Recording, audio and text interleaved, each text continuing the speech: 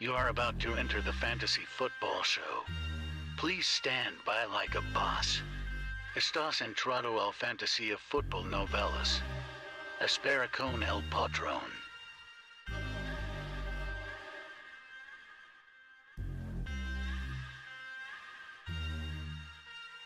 Smitty is live Monday through Friday, 7 p.m. Eastern.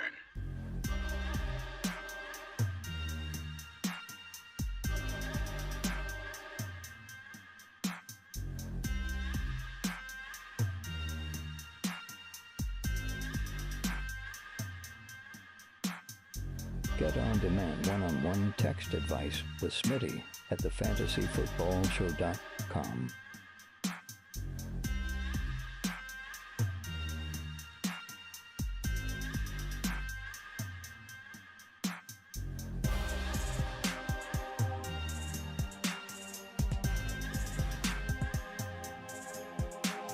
You are about to enter the fantasy football show. Please stand by like a boss. Estás entrado al fantasía fútbol novelas. Espera con el patrón.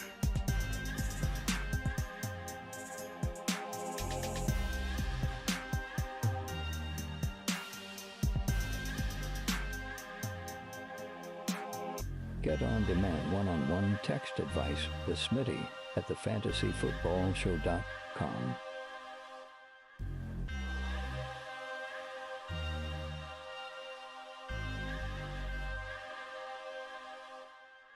You are about to enter the fantasy football show.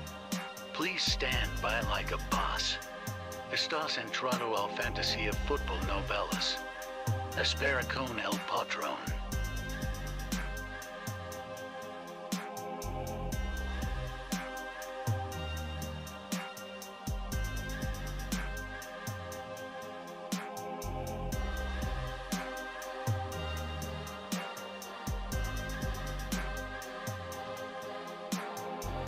Smitty is live Monday through Friday, 7 p.m. Eastern.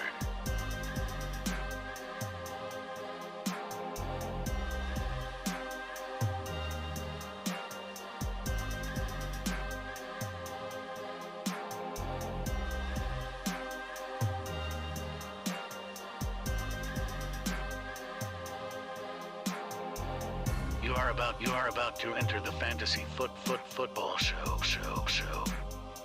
Please stand by like a boss.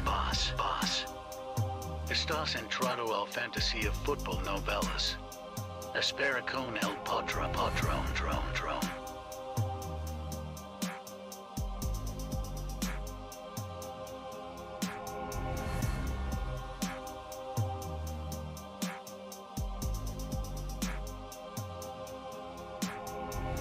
You are about to enter the fantasy football show.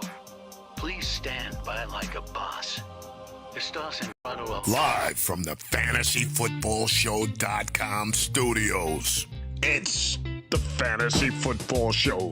Live! Monday through Friday, 7 p.m. Eastern.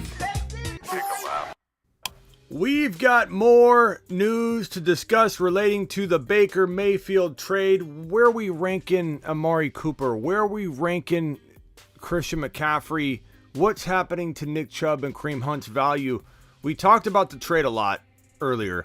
We talked about how this thing is going to impact 100 different things. Negative, positive. Negative being that the Cleveland Browns only have Brissett now standing in between no quarterback and having a signal caller on the field potentially all year long. We don't know if Deshaun Watson is going to miss the entire season. The Browns are a debacle right now. The Browns are an absolute debacle. They made the worst trade in probably NFL history. They offered up the worst contract in NFL history, and they just gave away their only hope to stay afloat while they're trying to get through this Deshaun Watson suspension. I like Brissett. I do like him. But Baker knows the offense. Baker was hurt all year. No one's saying Baker Mayfield is some gem of a find, that the Panthers are now a playoff team. They're not. The Panthers are not. It's hard to make the playoffs these days. I don't know if you heard, but both conferences are stacked to the rafters with double-digit win teams that probably won't make the playoffs. You're going to have a lot of teams in double-digit categories that won't make the playoffs. You have the Raiders, the Broncos, the Chiefs, the Chargers. One of those teams, there's a strong likelihood, because they're going to beat up on each other twice a year and have a real tough schedule. There's a chance that one of those teams I just named, maybe even the Raiders, don't make the playoffs and have 11 wins. 10, 11 wins and don't make the playoffs. It could be the Kansas City Chiefs. Pick your poison. Like, I understand everyone's going to have different feelings toward different teams, and especially in the AFC West. A lot of you guys love the Raiders, so that's fine. Take the Raiders out. The Chiefs might be 10, 11 wins and not make the playoffs. The Panthers, this is just, they're killing time. They're killing time. What Baker Mayfield does do, though, is increase a little bit the value and security of Christian McCaffrey. Increase a little bit the value and security of DJ Moore. Kind of unlocks DJ Moore, like we talked about earlier, into a potential maybe 85% type of output that we aren't used to seeing from DJ Moore. DJ Moore is such a good wide receiver, or is he? I think he is. We all kind of forget. We don't really know. We don't really know if McLaurin is a top 5 to 10 wide receiver. We don't know if DJ Moore, who's not McLaurin, but maybe he's a top 10 to 14 wide receiver. We don't know. Why don't we know? Bad quarterback play. For two wide receivers that need the football delivered a special way, a different way. It's not a bad way. They're just different types of wide receivers. They need different types of tender love and care. Some wide receivers need more TLC than others. Doesn't make them lesser. It just means they need the football delivered to them a certain way. Deebo Samuel can take it himself.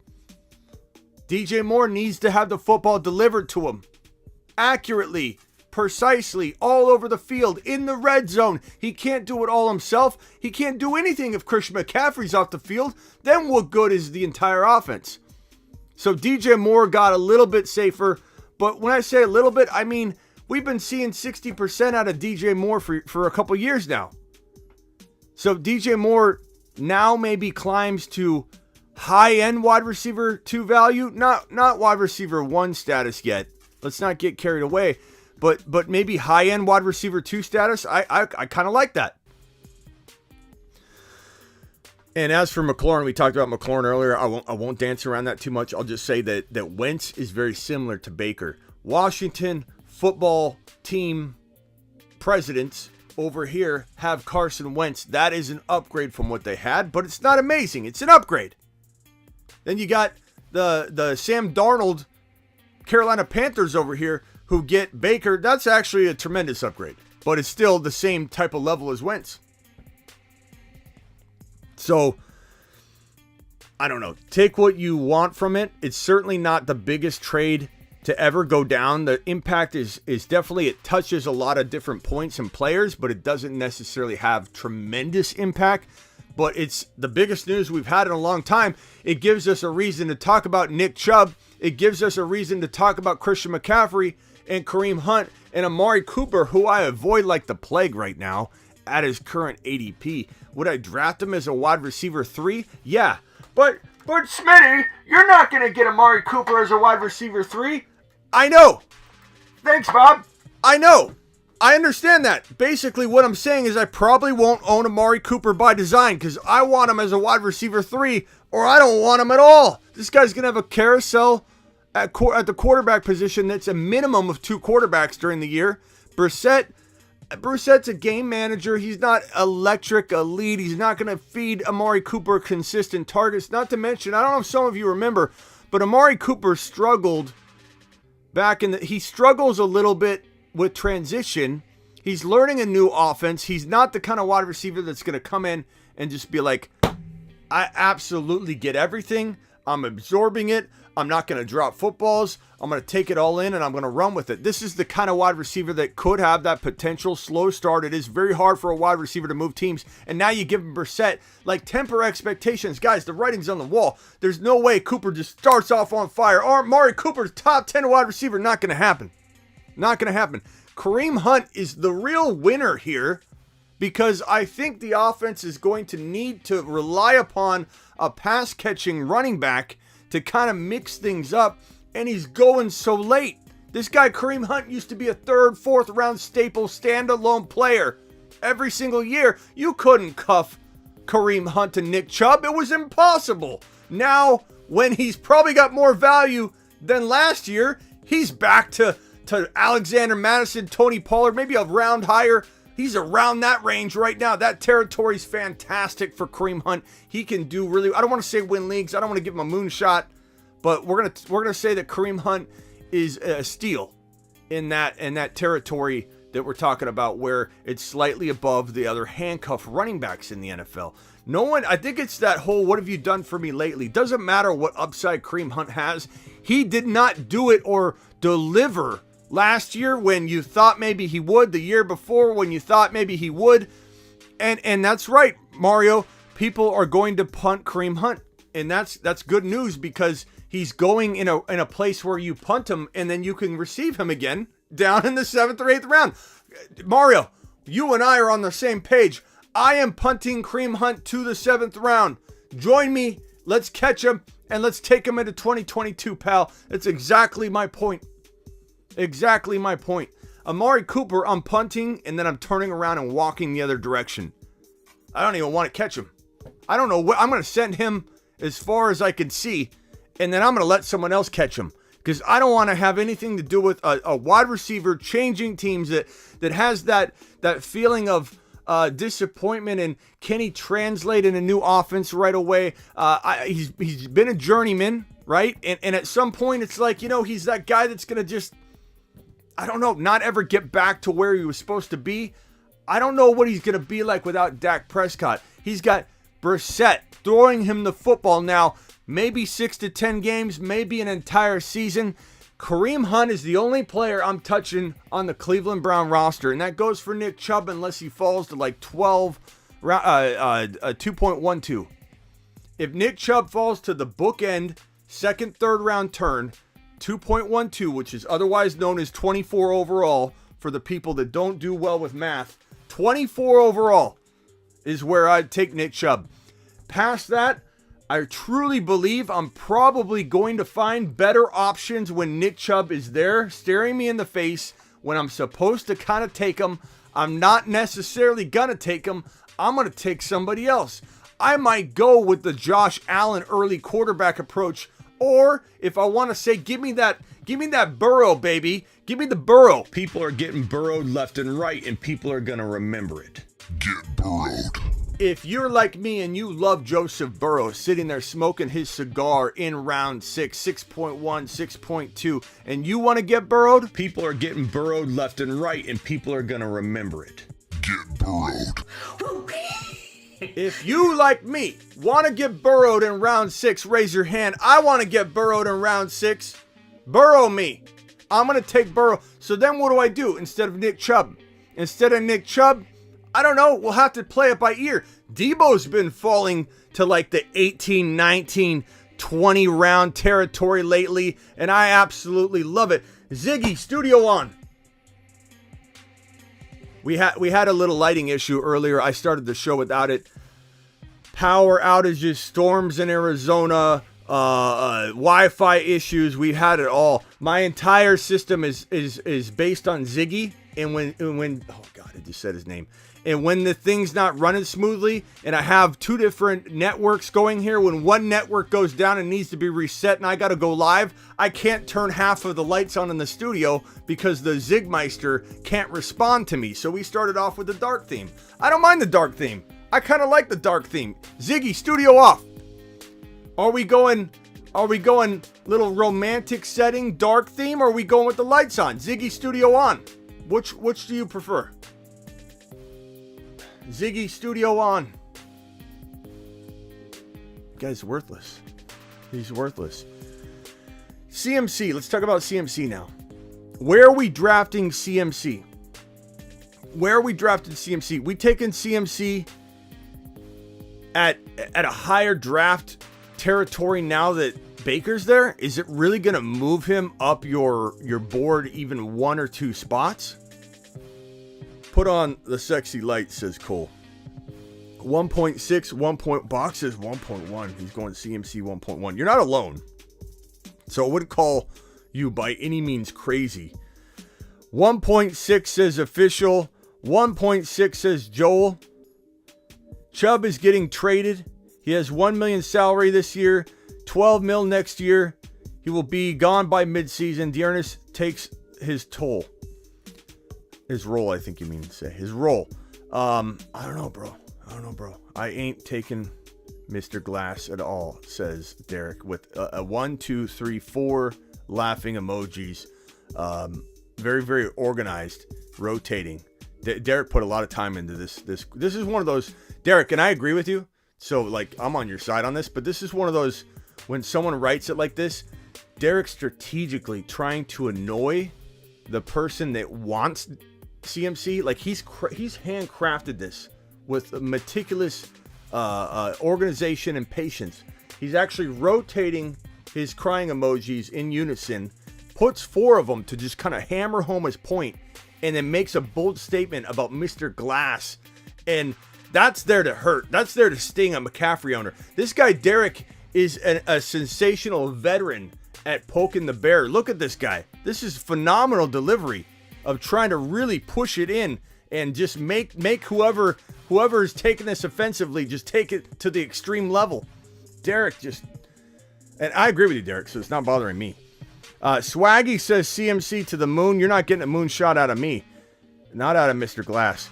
But I do like him at the right value. I do take Christian McCaffrey at like 8, 9, 10, which he probably won't fall to, especially this kind of news, even though it's not that impacting, makes people talk about it.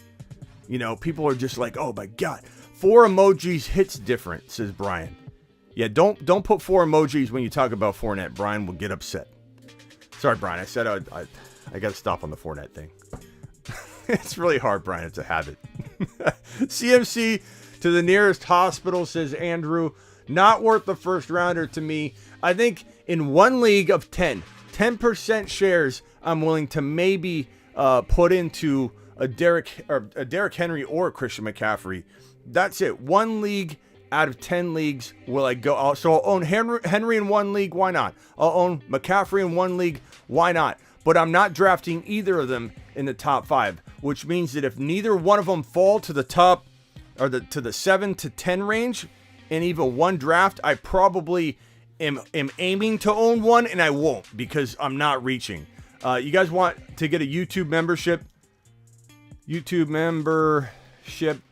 Make sure you hit that link that I'm pinning right now. It's how you get all the amazing emojis. We're going to lock down the show at times, not a lot, not all the time, not during a whole show necessarily, depending on how YouTube lets us turn it on and off. But I can turn on subscriber mode only when we get super busy. You can see the chat going like crazy. I love that you guys post a lot of questions. I'm not saying don't do that. I've gotten off shows during the thick of it all. We have 93 people watching right now. During the season, we'll be probably in the 150 to 200. I hope 300 range in the evening shows. I hope we're in the 3. I hope we hit 5. I think we're going to grow like crazy. We are already growing, but when we get the comments going like this, I've got to do something sometimes to get to some of my YouTube subscribers and people that are really putting, trying to keep this show going and growing. And so I'm going to turn on subscriber mode. There's a $1.99 option, a $1.99 option a month that allows you all the extra emojis that you see all over the place. Gives you the green font and everything. So it's a great way to support the show, and you're going to have extra features and bonus features all the year. So I pin that. Overcome dropping a super chat. Overcome, I appreciate that. What are you saying, big boy? What are you saying? 100 people in here. Hit the thumbs up button on your way in the door. Subscribe if you're new. Don't get caught with your pants down and you don't know when we're going live. First of all, we go live every Monday through Friday, 7 p.m. Eastern. And then I go live anytime there's breaking news. You know, Baker Mayfield, when he gets hurt. It's not very nice of me. When Baker Mayfield gets hurt, I'll be going live as an example. I just want to give you an example. Was CMC's last injury that brutal, or weren't the Panthers out of the playoff picture by that point? It's tough to know, bro. We're kept in the dark as to what some of these players are going through.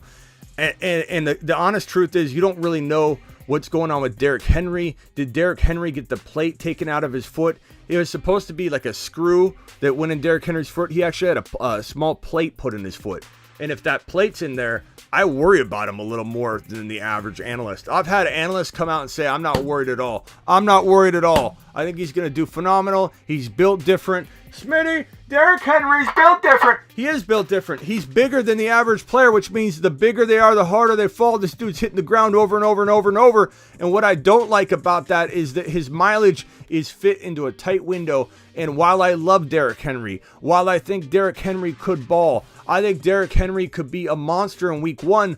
How long does he last? I don't know that he lasts longer than he did last year. Last year, they gave him like 27 carries a game. Derrick Henry's going to probably be fed more than that in 2022. He's going to want it. He's going to actually request it. He's not going to be like, dial me back. You know, players don't think like that. Like, oh, according to Smitty and a bunch of fantasy football statisticians, they tell me that once you hit 371 carries, you break and you can never carry the football over 300 carries again. He doesn't care about that. No one cares about that. The team doesn't care about that. They're going to run this man 25 to 29 carries a game, and there's just no way he's going to stay healthy. Maybe a small percentage chance. And if they don't give him 25 plus carries a game, he won't produce like Derrick Henry. It's a double-edged sword, if you will. And the same thing with Christian McCaffrey. If they use him at wide receiver more and dial back all of his touches, I don't see how he's going to be the same guy. And I don't know that I go near him anywhere inside the top 5. I don't go near any one of those two players in the top 5. I'd rather take Cooper Kupp. I'd rather take, especially if we're talking PPR. Mainly we're talking about PPR. You're talking about non-PPR, I'd probably drop. I'd move Eckler. I'd move Najee up. You know, you consider other things in non-PPR. But who plays non-PPR? Grandmas play non-PPR. Okay? We have a few grandmas watching. No offense, Grams. But grandmas play non-PPR. You gotta move your league into the PPR world. Because that, if you're in a non-PPR league, you literally still do your draft live, which is awesome, and I actually love that. But I could tell you 100 different things about your league. You still do your draft live, which means you're old school. Everybody's still on MySpace in your league. You're sending trade offers through MySpace. If you're playing non-PPR, that's the world you live in. That's old school. That's real old school. Not to mention, content is all catered around PPR now. And I admit I struggled switching over to non-PPR. But once you do it, and I switched over like mid-2000s, you can't go back. You can't go back. And it alters a couple players in a weird way, like Nick Chubb becomes very valuable, like you said, valuable. Very much PPR guy. I don't like this whole like 2 quarterbacks, tight end premium with a -4 for interceptions, and then running backs get only 5.5 points per rushing touchdown, but wide receiver. Like, what are you doing? What are you doing to your scoring system? Trying to confuse everybody to the point where no one knows how to value anybody. I can't stand when I get, no offense to anybody that's sending me these messages, but I hate when I get a message on the text line that I can't really fully grasp, you know, like, hey, Smitty, I'm in a league, and I appreciate everybody that sends me a text on the text line, which you can get at thefantasyfootballshow.com, which is behind my head, thefantasyfootballshow.com, right here. Order the text service. One-on-one text advice is phenomenal. But I hate when I get these messages that I can't fully understand or comprehend, where it's like, Smitty, I'm in a league where it's a 2 QB mandatory, tight end premium. You can draft a tight end, but if you draft a tight end, you can't start running backs anymore. And if you start running backs and you start a third wide receiver, then you get 0.5 points. Like, what are you doing? How do you prepare for a league like that? Who's creating content for that kind of stuff? I'm not. No one is. No one can. There's too many alterations. Stick to a very standard PPR scoring format so that content makes sense for you and you can consume it like a normal human being. I don't know what to say other than I'm avoiding Cooper. I'm not worried about Baker unless I'm in a 2 QB league. Nick Chubb, I'm worried about, because this offense will not be living in the red zone. This offense can't just run. Nick Chubb's going to be facing more 8-man fronts and stacked bigger box counts than he's ever faced. He's going to be getting smashed at the line of scrimmage. This is a guy that has suffered major knee injuries. He's always worried, lingering with the knee issues. I'm kind of getting to the point where I've faded Nick Chubb all the way to 2.12. I'm starting to get the sense, and I have a real good feeling of when I know I'm going to start going, no, don't draft the player at all. I have a feeling I'm scratching the surface at a avoid Nick Chubb at all costs type of thing. This team is it's a black plague. This team is the plague. This team is the plague. Okay, the Browns can't do anything right. The Browns made the worst trade probably in the history of the NFL, especially if Watson misses more than a season. And they locked in his contract untouchable by even the NFL due to suspensions and even more misbehavior. He could have 40 more cases come up tomorrow morning, and they can't legally touch his first 2 years. Absolutely can't touch the first 2 years of his contract. He's literally going to get 46 million or 45 million he's already got for year one because they gave it to him in a signing bonus. They put $1 million in salary so that only $1 million is susceptible to the NFL suspension if they were to figure out a way to even do it. But to my knowledge, that $1 million can't even be touched. If he's suspended for a whole year, that $1 million moves over to 2023, and his actual salary for 2023 is the $1 million, and his contract starts there. So he gets the $45 million in advance. His contract doesn't begin until 2023 if he's suspended for the whole year, and he doesn't get another $46 million. He gets the $1 million. He gets the next $46 million in the next year. So the guy gets a year older, and he starts moving his contract downstream. It's the worst contract in the history of the NFL. The Browns are one of the worst franchises in the history of the NFL. Just so many things. The Browns are the Browns. You hear it all the time. You always heard people say the Bengals are the Bengals, the Jets are the Jets. The Browns, I don't know how they climb out from under this. I don't know how. They're going to be lost for a half a decade minimum, probably longer, trying to climb out of this massive disaster of a hole that they just dug. It's not like they went through a year of it, like what a mistake that was. They just did it. They just did it. That's what makes it so awful. The only player I'm touching on the Cleveland Brown roster, I think I'm officially ready to do it. You know what? I've mock drafted Nick Chubb at 2.12. I did it, I think, last night. I did it the night before. I told everybody I feel like I'm fading him until he gets to about the late second round. You know what? I'm talking myself out of it. Nick Chubb, no matter where he falls, unless it's something ridiculous that won't happen. Nick Chubb, no matter what, walking into 2022. You've just been Smitty disapproved. You can get mad at me all you want. You can say that's an overreaction. I might be wrong, but what I do is avoid big risk when I smell big risk. And with this Brown situation, it's only getting worse. It's more negative, more bad decisions, getting rid of Baker instead of fixing the relationship with Baker. It's absolutely stupidity. Like, it's more bad after more bad. I can't believe the Browns continue to screw this up. We've got a new YouTube member, the link pinned in the live chat. James. James is a man. James is a man with a plan. Drop some emojis, James. We're glad to have you in the YouTube exclusive family, pal. And we got some unlocked features that I got to look at on the YouTube community. I think we got more badge levels, and we got something else. I got to look into it. But you guys we're getting so many of these $1.99 hauler a month YouTube memberships on top of the $9.99 one, which gives you the video calls every single week. And more bonuses and extras to come with that plan, I might add. But we're getting so many of these new $1.99 haulers, $1.99 to support the channel. And you get the emojis and you get exclusive member-only chat access when I turn it on during the season. And James is a proud member. We got Ron Navy. We got Kayla in here. We got Swaggy, Vamp. These are all of our exclusive members. They're all in green. Macho Taco, Mario, Slater, Overcome, Swaggy. We got the whole crew in here. We got the whole crew. Kenny Powers is in here. Ricky.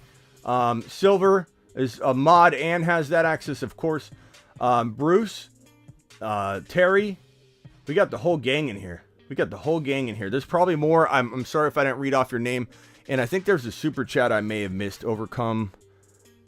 Let's see. Overcome, I apologize. Ron Navy said Henry to the moon, by the way. He likes Henry. See, what I love about Ron is we disagree on a couple players. Ron and I have pretty much, we're lined up in terms of what we think. But Ron really likes Derrick Henry. I don't. And that's fine. Ron's respectful about it. I like the way Ron handles himself when it comes to Derrick Henry and topics that we disagree on. Dude brings it. Ron knows how to handle himself. Ron was in the Navy, if you don't know. Appreciate you, Ron. Overcome says, have you seen or heard anything about Hunt to Atlanta? Not anything concrete, bro. There's a lot of rumors out there. There's a lot of people saying Hunt could get traded. Wouldn't shock me if, think about this from a logical perspective or an illogical perspective. We're gonna reverse engineer it because the Browns do illogical things. So how illogical can we get? Hey, let's get rid of our backup quarterback because our starter is going to be out for maybe a year or more. Let's get rid of our backup running back who might even be as good as our starter. And you Nick Chubb owners out there can get as mad as you want. Kareem Hunt is ultra talented. There was a point before Kareem Hunt's off the field issues took him out of the game for over a year. But when Kareem Hunt was playing for the Kansas City Chiefs, he was a top 5 overall player. So I don't want to hear that Kareem Hunt isn't as good as Nick Chubb, because he is. He is. In fact, he's better than Nick Chubb in some ways. Nick Chubb may be a better pure runner. Kareem Hunt is a better all-around Swiss Army knife of a player that still can be a top 10 runner between the tackles if he got fed enough.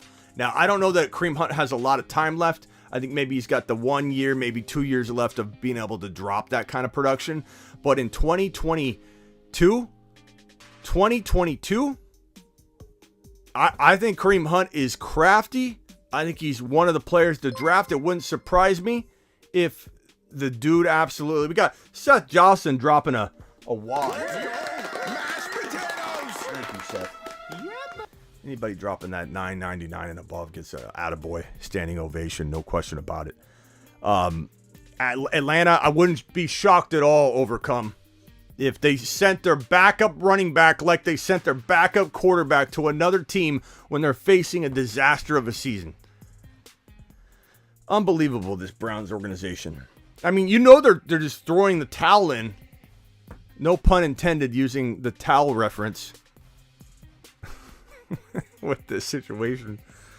They're throwing the towel in. They're taking the towel off. They're throwing it in.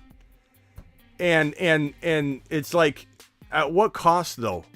I don't know how they're going to recover from this. What if they don't know if they don't know what's going to happen with Deshaun Watson in 2023? How are you going to recover? How are you going to build? Who's going to want to come play for the Browns? There were people that said, who was it that said they wanted to play for the Browns? Like, I want to come play with the Browns. Who was that? I'm blanking out. Defensive player for the Browns. He wanted to come play with Deshaun Watson. He's like, I want to go wherever Deshaun went. These players they're focused on what you gotta understand. They're focused on what they're doing. They don't have the big picture as to what's going on outside. They close a lot of that off. But you're literally following a man around that literally probably has a strong shot at not playing at all in 2022 and may not play in 2023. Myles Garrett, thank you. Unbelievable. Smitty, Jocelyn, no bench league. Yes, Jocelyn, no bench league. Jocelyn, DM me on Instagram.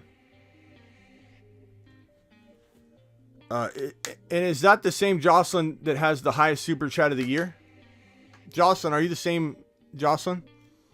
I don't know where that went. It's off my screen now. Jocelyn has the highest super chat of the year.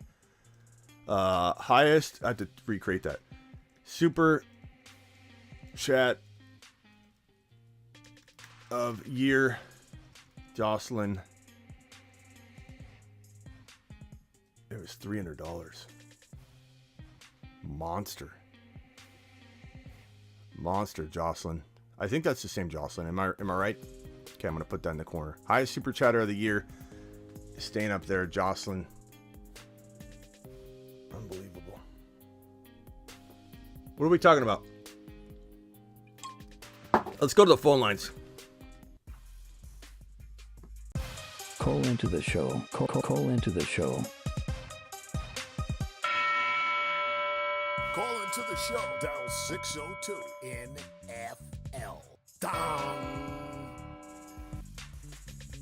We were talking about CMC last time. Dial in, ask your questions. I'll go to the voicemail groups and see if they got anything. Jocelyn, remember to message me. You can text me if you're on the text line or send me a DM. This one's from Joseph.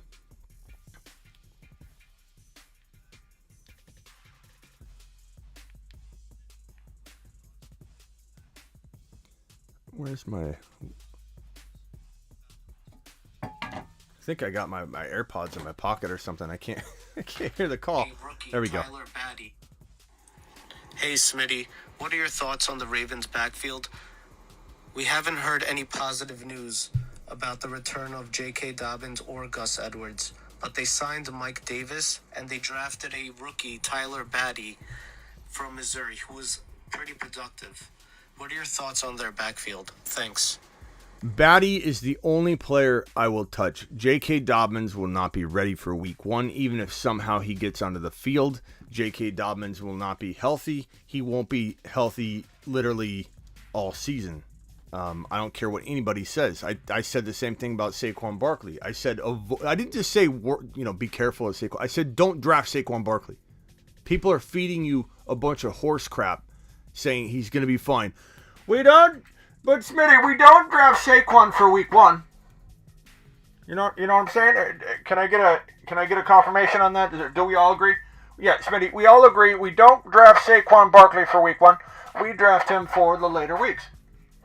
4 weeks go by. Yeah, Smitty, we don't draft Saquon Barkley for weeks 1 through 4. We draft him late. 6 more weeks go by. Smitty, we don't draft Saquon Barkley for single-digit weeks. We draft him for the double-digit weeks, Smitty. It was clear as day. Clear as day.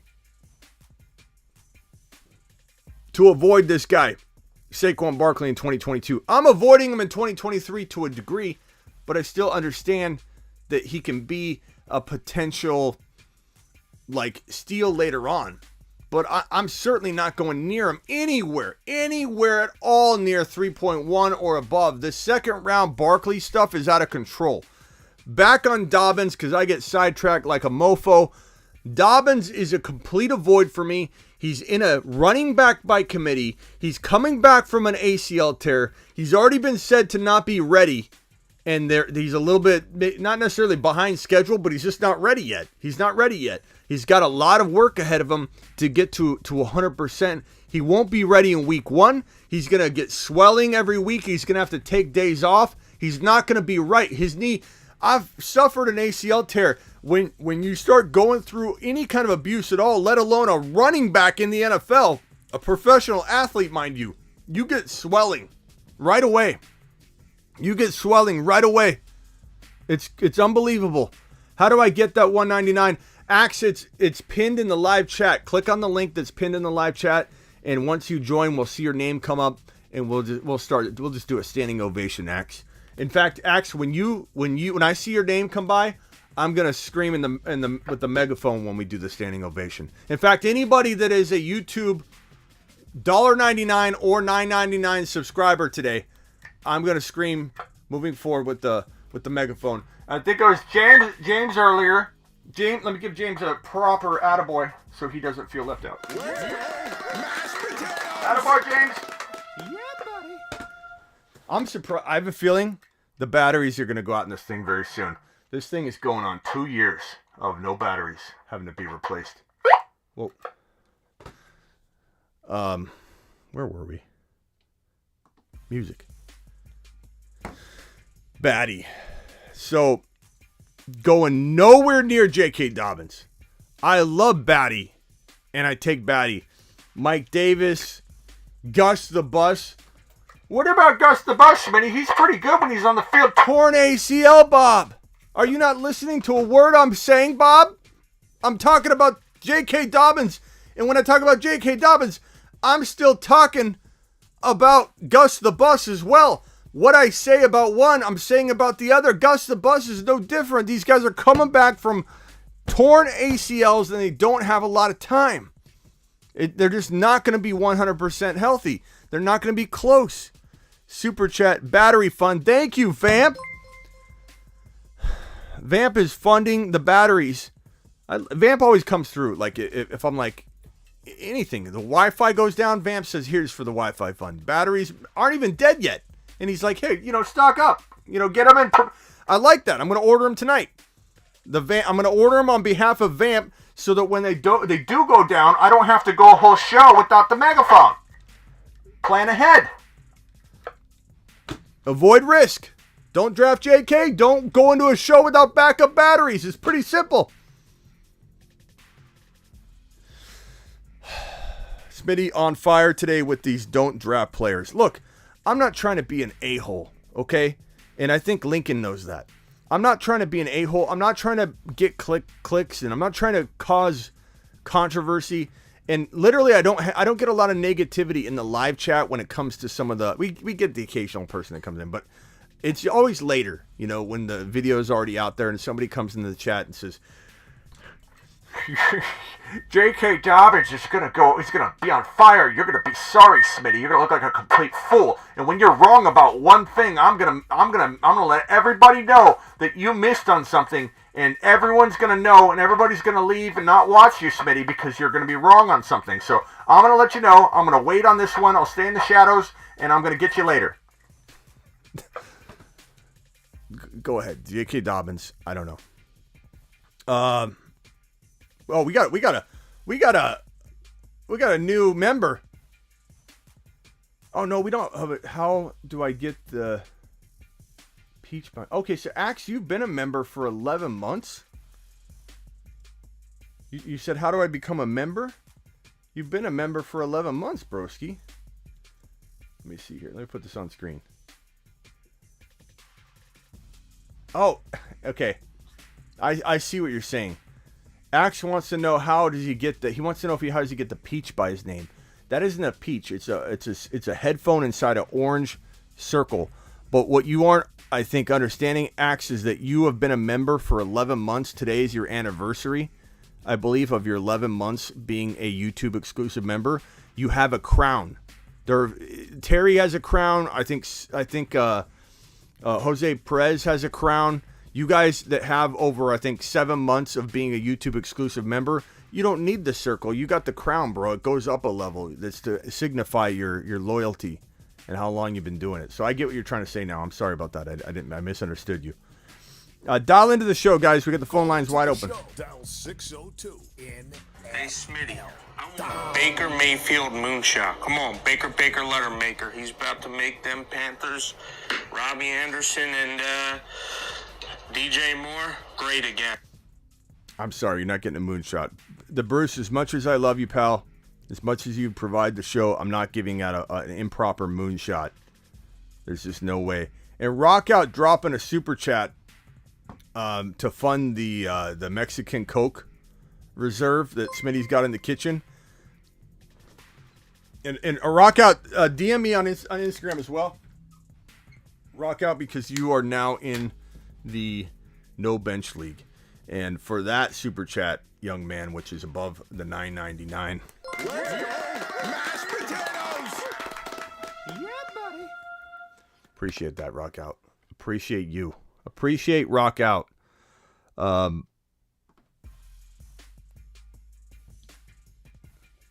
Next call. Hey, Smitty. I want a Baker Mayfield moonshot.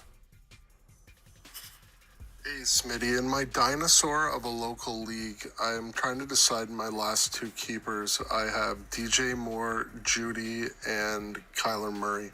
It's standard scoring, not PPR. Let's hit that one more time. Hey, Smitty, in my dinosaur of a local league, I am trying to decide my last two keepers. What do you guys think? DJ Moore, Judy, and Kyler Murray. It's standard scoring, not PPR. I guess you have to ask yourself, what's the likelihood of drafting all these guys back? As much as I like Judy, I'd probably go with Kyler still. It's not like you're drafting a really early quarterback. Judy is falling to where Kyler's going anyway. And to make sure you have a legit quarterback that can score a ton of points, I kind of lean toward Kyler, and I'd probably say DJ Moore. But it's really, really close, and you could go with the 2 wide receivers, but I'd love to know what everybody else says. K1 and DJ Moore says Swaggy. Take the wide receiver, says Robert. So mixed opinions so far. Ron Navy says 11-day anniversary. Can you guys believe Ron Navy's only been here for 11 days? It feels like Ron Navy was born on the show. I feel like I delivered him. It's crazy that he's only 11 days old. It's insane. Kyler sucks, says Mr. Fox. Chucky. That's not even the right Kyler. You're looking up stats for another guy named Kyler spelled differently, and you might like what you see. So type that in and come back to us. Kyler, it's not PPR. Yeah, that's another reason why, when it's not PPR. Blackbeard dropping a wad just right there in front of our face. Rock out, Blackbeard, you guys are in the no bench league. Anybody that drops a $9.99 or above super chat gets in the no bench league. It's like the Cooper Cup league. It's going to be awesome. And guess what? One of the prizes is going to be. Yeah, buddies. Hold on.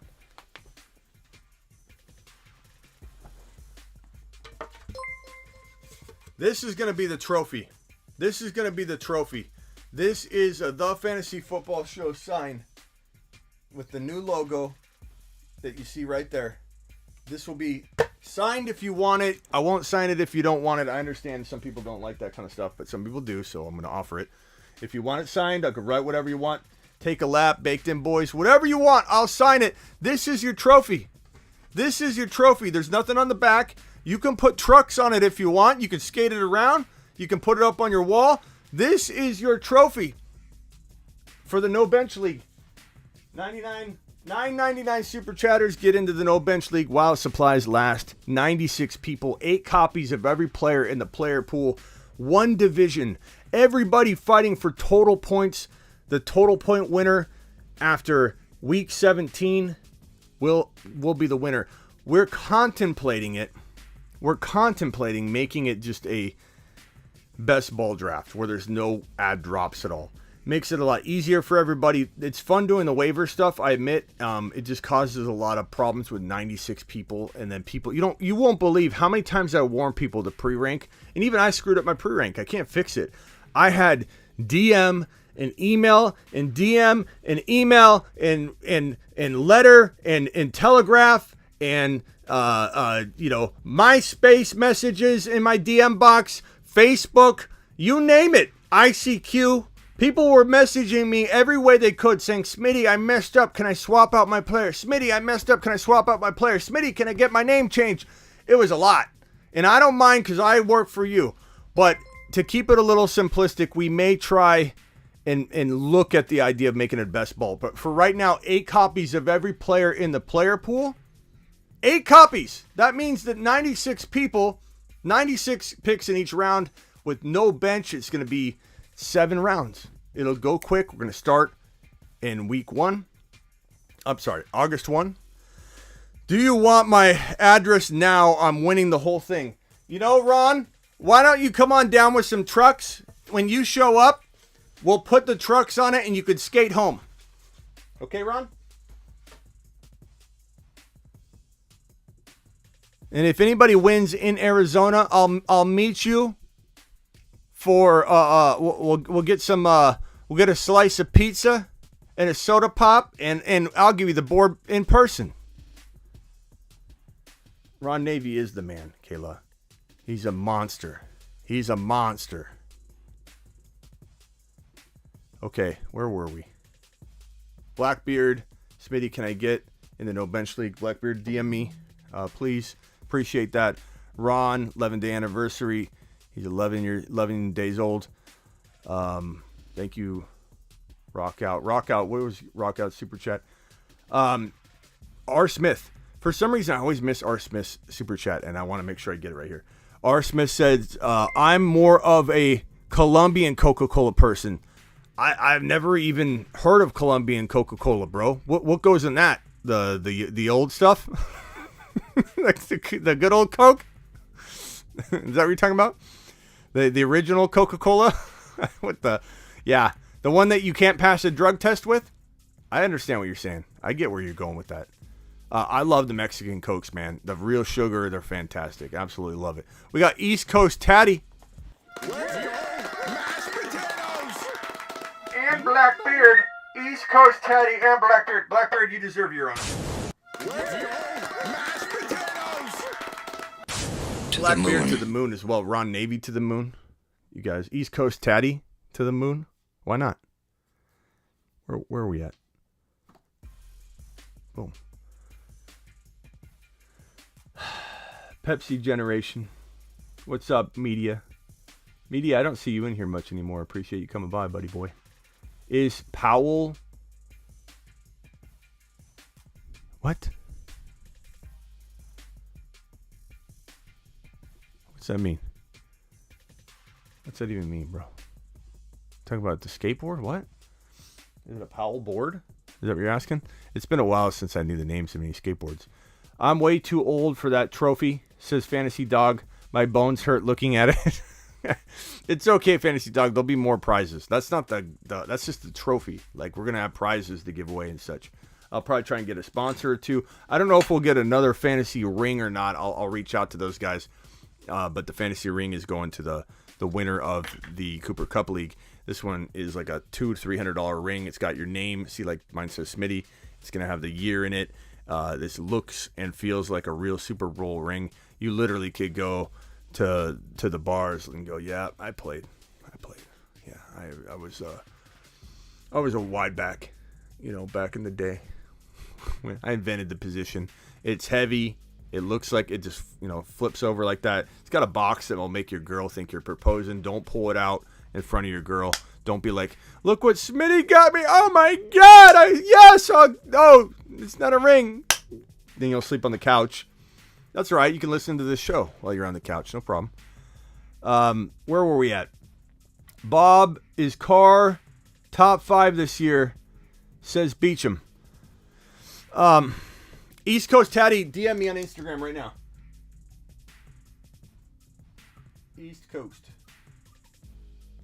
DM me on Instagram, my man. DM me on Instagram right now. I DM'd you on IG. Let's see, Avatar. Let's see what you said to me. Let's see what Avatar said. My biggest dynasty draft is in about 2 months. Would you be interested in streaming the first 6 to 8 rounds or so and doing commentary? It depends, bro. I got so much going on with it. But what you can do is send me like a screenshot of your team, and on a live show we'll break down your team if that's okay. Whoa. Fantasy Impact, Christian McCaffrey, DJ Moore. I don't even know where that sounds coming. That sounds like coming from. Call back. Sorry, I missed it. I don't know if that was the live show on my phone. My phone's been acting crazy. It starts playing audio. It starts playing video and stuff like that all the time. Call back. I missed your call. Kenny, DM me, bro, says Dollar Bill. Bruce, that was you on the call with us. Dude, it does suck being in Florida. Seeing you do mock drafts at 3 a.m. says Overcome. I'll do some earlier too, bro. Don't worry. We'll start off at like midnight Eastern. Don't worry. Lunch Table Legend says, Smitty, I just picked... Hold on, I'll get to yours in a second. You're live on the Fantasy Football Show. What can I do for you? Dude, rock out. Rock out. What's up? So what do you think is actually going to happen with Barkley, CMC, and Derrick Henry? Like, what's the best case scenario for them?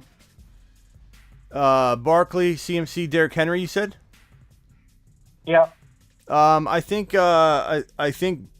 CMC plays really well for 10 games or less, and something happens. I just don't trust him. Henry, I'm going to say not 9 games or less.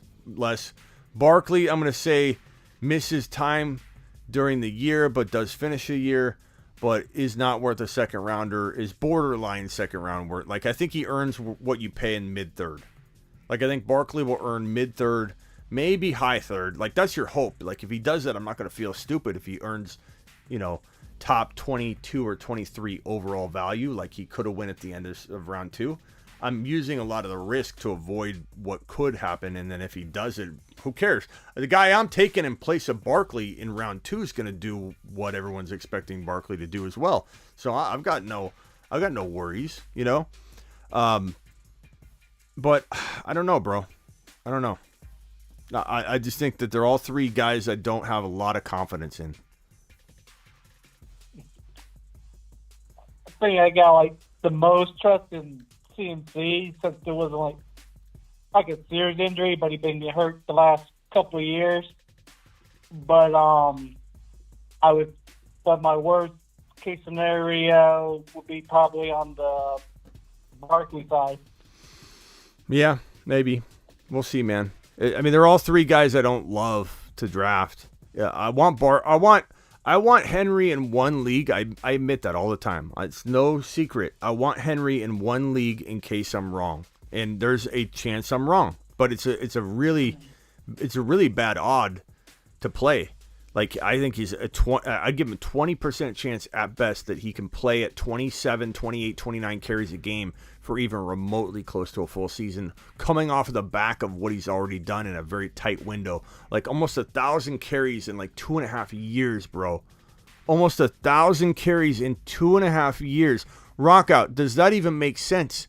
Do people even understand that workload and what that looks like? That is insane. I'll pull it up right here and screenshot it. That's unheard of. Kenwar has become a YouTube exclusive member. Let's give the man. Appreciate you, Kenwar. Ron Navy dropping another super rock out. I'm sorry. Henry will miss week 6. That's it.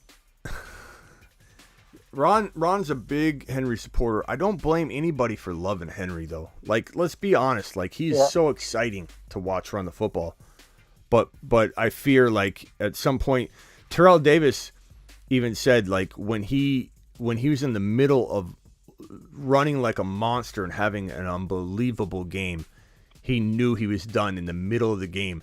And he even went on to have a phenomenal rest of the game. Like, the second half, he was really good. It's not like he struggled and he's like, man, I can't do it anymore. He said while in the middle of performing amazingly, he knew he was done. Like, he just knew his body he wouldn't recover the next week in time. What he was asking it to do that game was above and beyond what it was capable of doing game in and game out anymore.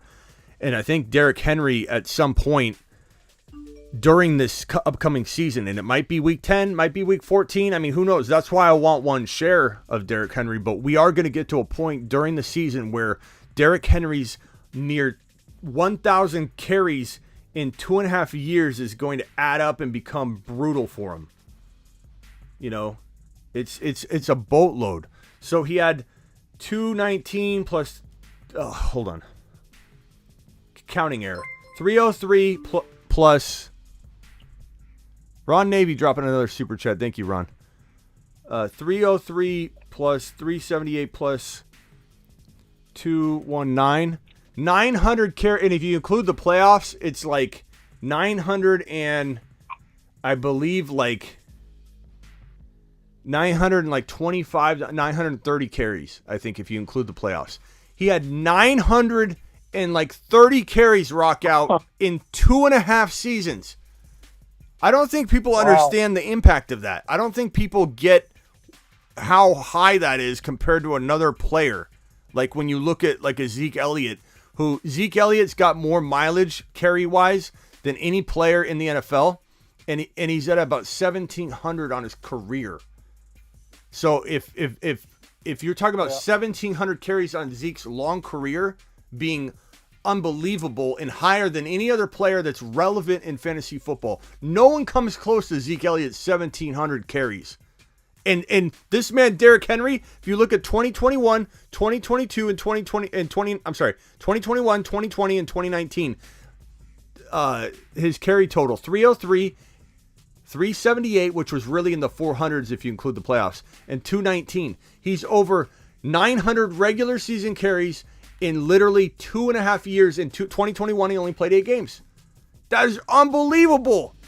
That is so much, man. At his size, hitting the ground. At his size, taking leg shots. Because rock out, I promise you, he has a higher risk of a knee injury or a lower body issue from a hit or getting hit in the side of the leg than any other player in the NFL at the running back position. There is no running back that has more of a risk of suffering a lower body injury from a helmet or somebody going for his legs than Derrick Henry, because who wants to tackle Derrick Henry from the waist up? Nobody. And that's where he's gonna. That's one red flag. But the second red flag, and the most important one, would be the mileage. The third red flag is the 2,000-yard season curse. That it's something to do with the abuse the body takes when it rushes for that many yards and you have that much mileage in one season. There's only, and it's not a lot of data because there's only 8 running backs that have rushed for 2,000 yards. But when you rush for 2,000 yards, you have half of the workload the next year or less.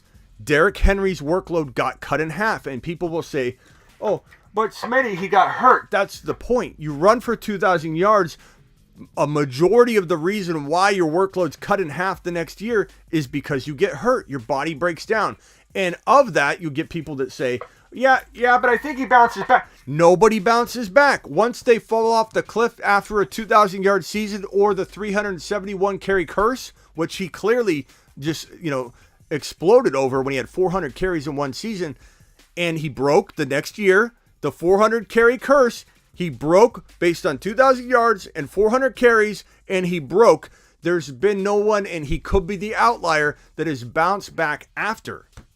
Like, to come back after that, I know he looks good running up a grassy hill. I know that looks really, really intriguing. I know it looks good with weights around his neck while he's doing push-ups on rubber bands and floating in the air. I get all that looks really good. But Derrick Henry also did that last season. He did that walk. There was a lot of footage of him doing all those amazing things in the offseason. He still broke. And you can say it's a freak injury. You've got people that say, oh, I saw this, or I heard this, or this guy broke it down and said that it was a complete freak injury. Is it a freak injury? Breaking a bone, having those issues after you have the mileage you have, you're more susceptible to it. Like, I understand he stepped wrong and people are going to say his foot rolled and broke. But he has a plate in his foot now. And people say that about Barkley too. Oh, you can't have predicted. That's a freak injury when he rolled his ankle. Part of it's his style of play. Part of it is the reason why Kittle and Gronk and Jordan Reed and other players in the past have always been very injury prone, because they play at 100 miles an hour and they step on all crazy kind of things. Henry injury was a freak accident, says Swaggy. I hear that all the time, and I 1,000% disagree. It's breaking down. And he's going to have those freak accidents more often. And that's what McCaffrey's going through. What about McCaffrey's freak accidents? It's mileage. You can't run away from mileage or father time. Those are the two things you can't run away from. You rack up a certain amount of miles. There is an odds game percentage you're playing every time you expect a player to beat out every other player that has not beat those odds. When you run for 400 carries, you break. You don't ever return to a full season. You may come back and try and get hurt again. There just aren't those kind of running backs anymore. No one's like Frank Gore anymore. No one's like Emmitt Smith anymore. Zeke Elliott's kind of the last running back from that generation that's done it for a very, very long time. And there's a reason for that. There's explanations for that. I've had NFL players come on and talk about it, where we had Eric Davis come on, former Niner defensive player, come on for the Niners and talk about, and I asked him, and this is the same explanation I have, is what explains it physically? Like, what tangible reason do we have that running backs now die at 26, 27 instead of 30? And his answer was the same answer I've been giving off speculation, and it was nice to hear him confirm it. But it's the game's faster, the game's stronger, Yeah, some linebackers are actually smaller, but they hit harder. The impacts are different. Players are training at a younger age. So if you step back big picture wise and look at the entire thing from above and you see that the high school players are hitting harder, you look back more, the Pop Warner kids are hitting harder. That impact over the course of a running back's lifetime, it adds up differently than you expect when he gets to the NFL. Derrick Henry's high school numbers are out of this world, bro. They are so crazy. His mileage in high school was unbelievable. Let me pull this up. Derrick Henry, high school stats. This is unbelievable. And you're going to look at it and maybe want to draft him even more. So this could do the reverse of what I'm trying to accomplish here and getting you guys to be cautious with them. I'm not trying to change anybody's gut instinct or if they want. This is Derrick Henry's high school senior season. These are not like year stats or anything. This is his senior season. 336 and 3 TDs, 242 and 4 TDs, 303, 5 TDs, 510 and 6 TDs. I'm not even skipping a game. 362 and 6, 201 and 3, 215 and 3, 455 and 5, 242 and 3, 404 and 6, 485 and 6. He had a bad game in this game here. 189 and 1. He must have took the game off. 317 and 4. That is the most unbelievable set of numbers for a running back in high school I have ever seen. But look at the mileage, bro. Look at the mileage. I know he probably went untouched in a lot of those carries, but you can't tell me the wear and tear wasn't vigorous on this man. 462 attempts in his senior season. Then he goes into college and has one of the highest, I think it's the top 5 running back seasons for the amount of carries in one individual season. I believe it was top 5. His mileage is pretty lengthy. And so all I'm saying is tread lightly. We talk about this a lot, so I'm going to stop talking about it. What else you got, Rock Out? And by the way, I was already in the no bench league. You what?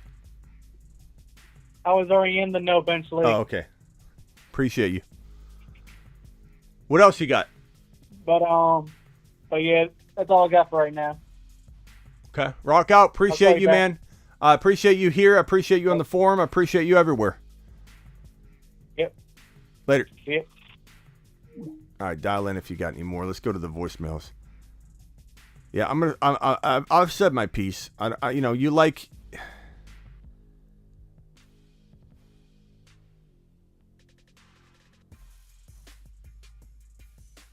Hey, Avatar, I'm messaging you back.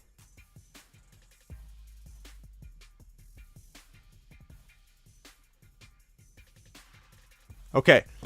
Avatar, check your message. That sounds good to me. If you want to do that, let's roll with it. Where were we at? Let's see here. Voicemail group number 2. You guys didn't drop any voicemails today. Voicemail group number 1. We're gonna go ahead and get to these. Joseph, we got Joseph's. Kenny. Hey Smitty, there was a massive trade that just went down in the Drake League. I was wondering if you could break it down for us. What's up? You're live on the Fantasy Football Show. Aaron Jones. What can I do for you? What's going on, Smitty? It's Ryan. How you doing? What's up, Ryan? Ryan who? Nothing much. We talking Dobbins or what? Ryan who? We have a lot of Ryans. Kilpatrick. Oh, what's up, man? Nothing much. What do you want to talk? I want to talk about Dobbins really quick. I mean, I've been drafting a whole bunch of different leagues, just got the fantasy itch. But since we're going to talk about Dobbins, one of my leagues that I kind of take more seriously, I ended up grabbing. I had the first pick overall, so of course I took Taylor. Going into the 5th round, he kind of fell to me. So I grabbed Dobbins, and then it's such a large bench league that I ended up grabbing Gus Edwards later in the draft just to try and solidify it. But it's one of those picks where I'm scratching my head after. So I was wondering, who could I try to package them for if I'm going to try and move them? Give me the two players that you're trying to move together or separate.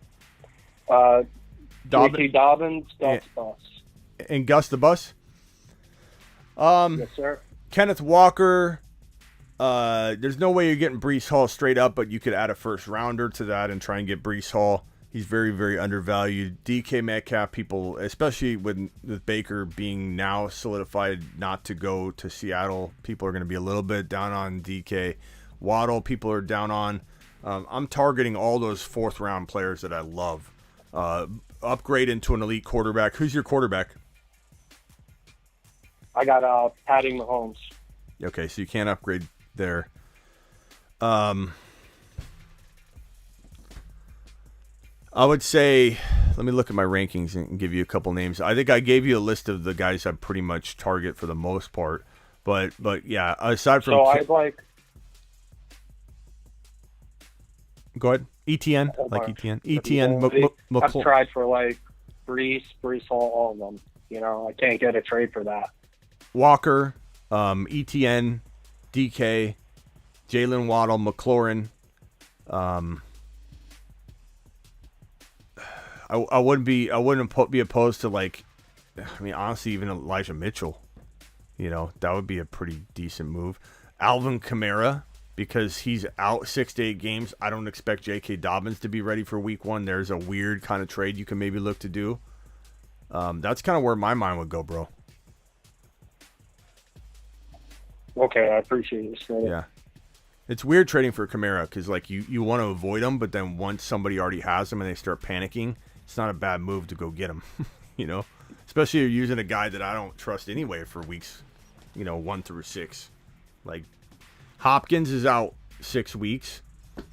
I feel like he's a decent guy to get in redraft if you had already had JK or something like that. But this is a dynasty. I don't know if I like that.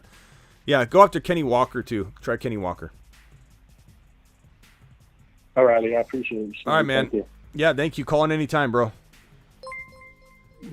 Michael K. CPA dropping a wad. Michael K. Appreciate you, buddy boy. Let's give you an attaboy. Mashed potatoes. Yeah, buddy. And we do have a link pinned in the live chat. If anybody wants to become a YouTube exclusive member, click on the link pinned in the live chat, and you will also get an attaboy. And you'll also get a megaphone. Thank you from me, Smitty. Appreciate you. Michael K says, great fantasy community. Michael K, please DM me to get in, DM me, and I'll put you in the No Bench League, bro. Appreciate you. Appreciate everything you do. Michael K CPA was the top super chatter of the year. Currently, it is Jocelyn. Right there. Jocelyn. You're live on the Fantasy Football Show. Who am I speaking to? Hey, what's up, Smitty? It's Umberger again. Umberger, what's up, buddy? Not much, man. I was going to say, where did you get your text-to-voice sounds from? Bro, I got my secret. I can't reveal my secrets. Oh, okay. I don't know. You guys was wondering if this sounds pretty cool. And I was going to say, Hunter Henry, what do you think about him this year? You think he'd be a top 5 tight end? Hunter Henry? No. He had a good year last year. Yeah. No? I mean, the tight end pool is deep, bro.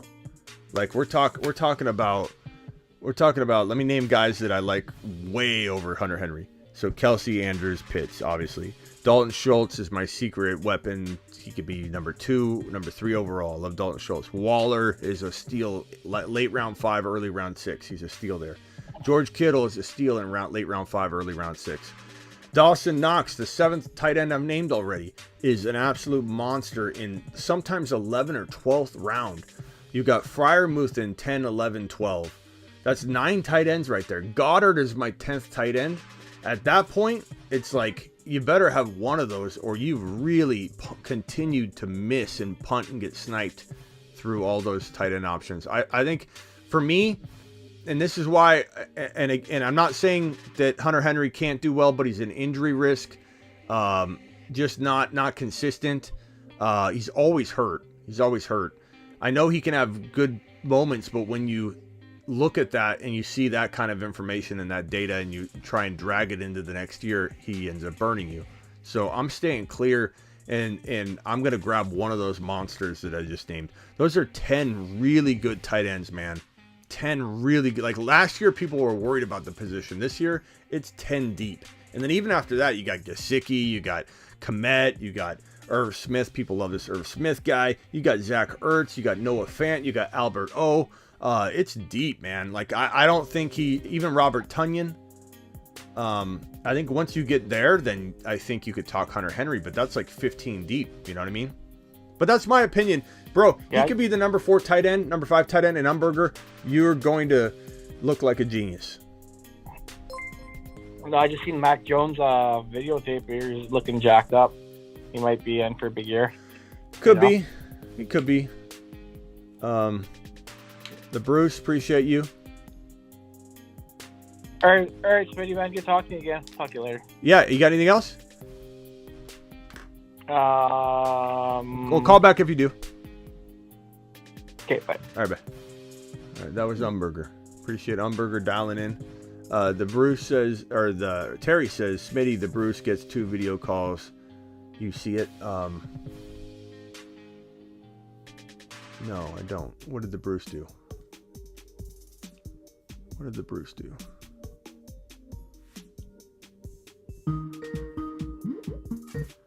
You're live on the Fantasy Football Show. What can I do for you? Hey, Smitty, what's up? This is Draper. Draper? What's up, Don? Yeah. Hey, I got a quick question for you. You think today's Baker trade impacts the whole situation in San Francisco with Jimmy G probably staying put now? I feel like the only team left that is potentially quarterback needy is going to be Seattle, right? But they're obviously not going to trade with the division rival. So got to feel like Jimmy G is going to stay put, and that kind of makes me a little nervous about Trey, right, going into the season, maybe taking him where his ADP is, just not knowing maybe if they're going to have a short leash with him if he starts to, not perform as well. And I was hoping that Trey would, be the guy all year long, and he still very well might be, but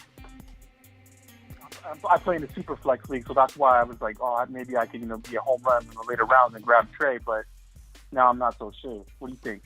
I'm not worried at all, bro. I'm not worried one single bit. Let me tell you why. My initial reaction when they kept Jimmy G was one of disgust, and why is Shanahan botching this yet again? He didn't start him all year. I wanted Trey to start. I wanted Trey to start week 17 on when he beat the Houston Texans and looked like an absolute, up and coming monster. Like, I understand he struggled in the first half, not as bad as people made out, but dude brought it. And I think the Niners would have advanced one more game, at least, if they would have won that game if they had Trey in there. Even if they put Trey in in the fourth quarter, they would have won the game, because Shanahan and the Niners have lived in McVay's head. And if Shanahan would have thrown the kitchen sink at him, because the only thing McVay was telegraphing it. The only thing McVay could do was let Jimmy G win the game. So we're going to shut down the run, let Jimmy G win the game. And Shanahan let him play that. They didn't switch it up. They didn't try and combat that. Putting in Trey would have been throwing the kitchen sink at him. McVay wouldn't have known what to do.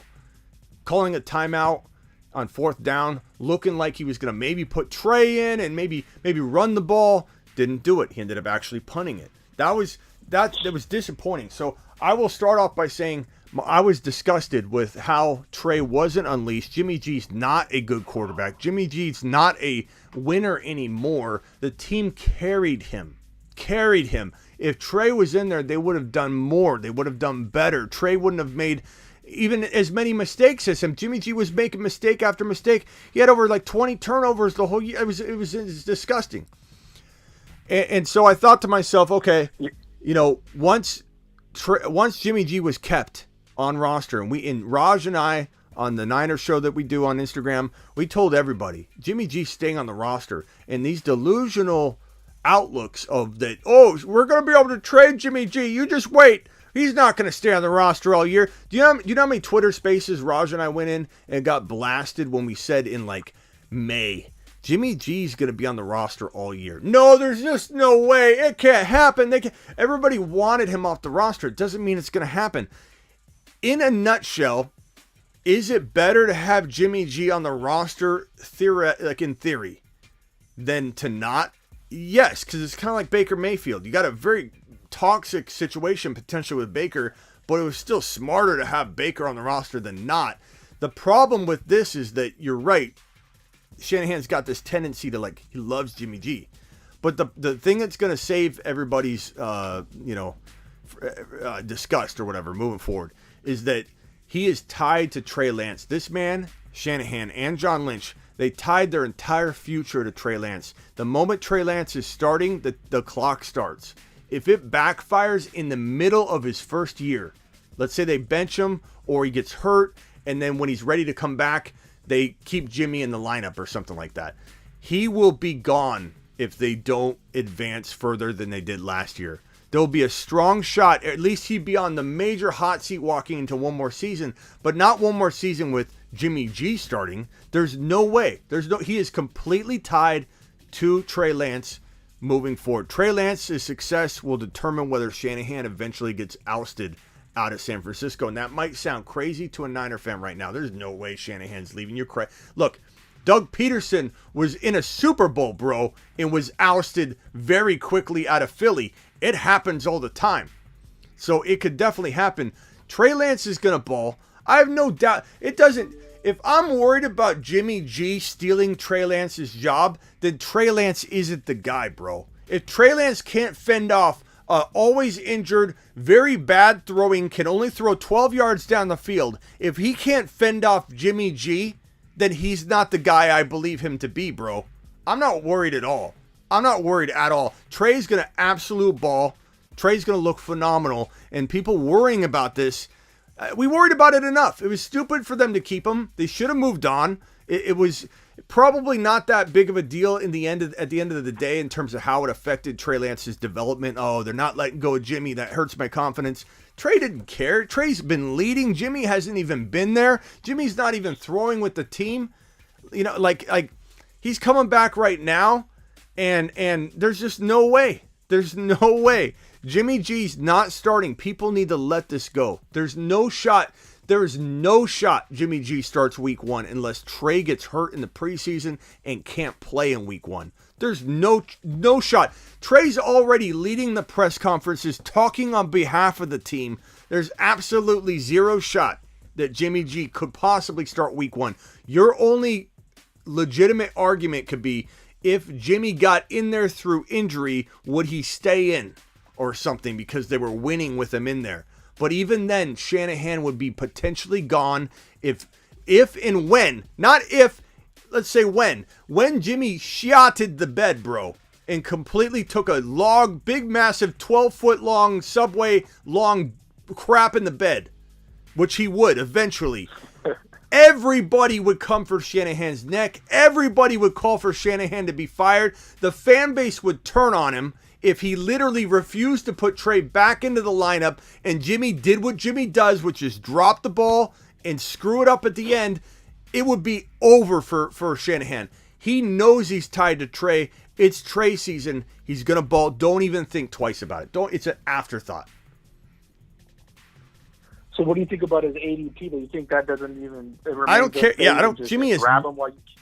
Look, Jimmy was not leaving the team. No one wants Jimmy, bro. Nobody, Don. Nobody wants Jimmy. Everyone thinking that people want to trade for him. Nobody wants him. He's not a starting quarterback. He's a bottom maybe 27 to 32 quarterback if I'm being generous. No, and he's injury prone. He had 2 injuries last year. One, he didn't even have surgery. He tried to rehab it, but he played on it. He needed surgery when it happened, and then he played on it. Does anybody think that's not coming up later? Not to mention, no one wants to trade for him and then pay over $20 million. And the Niners they're not gonna absorb any of that contract. That's not how the Niners work and operate.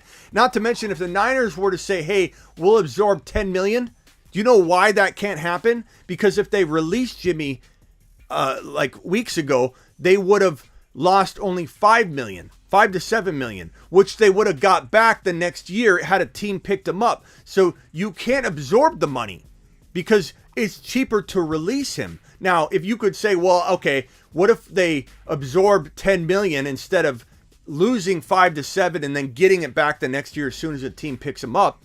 We get draft capital, right? Draft capital is not worth that kind of swap. The kind of draft capital you're getting is not worth paying $10 million. There was no shot he was getting traded. Nobody's trading for Jimmy G.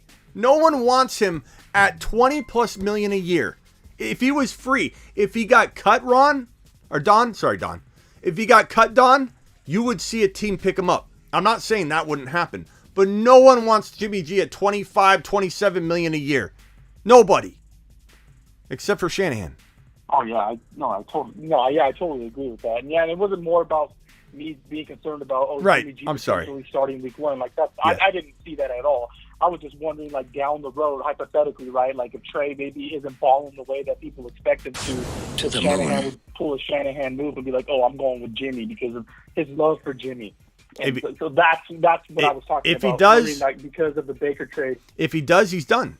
Shanahan's done because Jimmy won't close out the season properly, and Shanahan will be done. Shanahan will be done because he didn't give Trey a full season to do it. You can't yank a player in his first year, even if Trey does struggle, which I'm telling you right now, Don, sophomore quarterbacks, I don't care if he played less than Herbert played or less than Burrow played. Mahomes didn't play at all and walked into his sophomore season and blew up. Sophomore quarterbacks, that's when you see what a quarterback can do.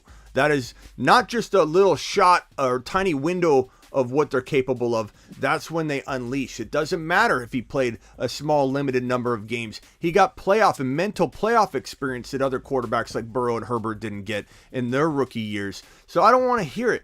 Trey Lance is set up to explode. There is no way, in my opinion, this is going to go badly unless he just gets hurt or something like that, because he can run the ball.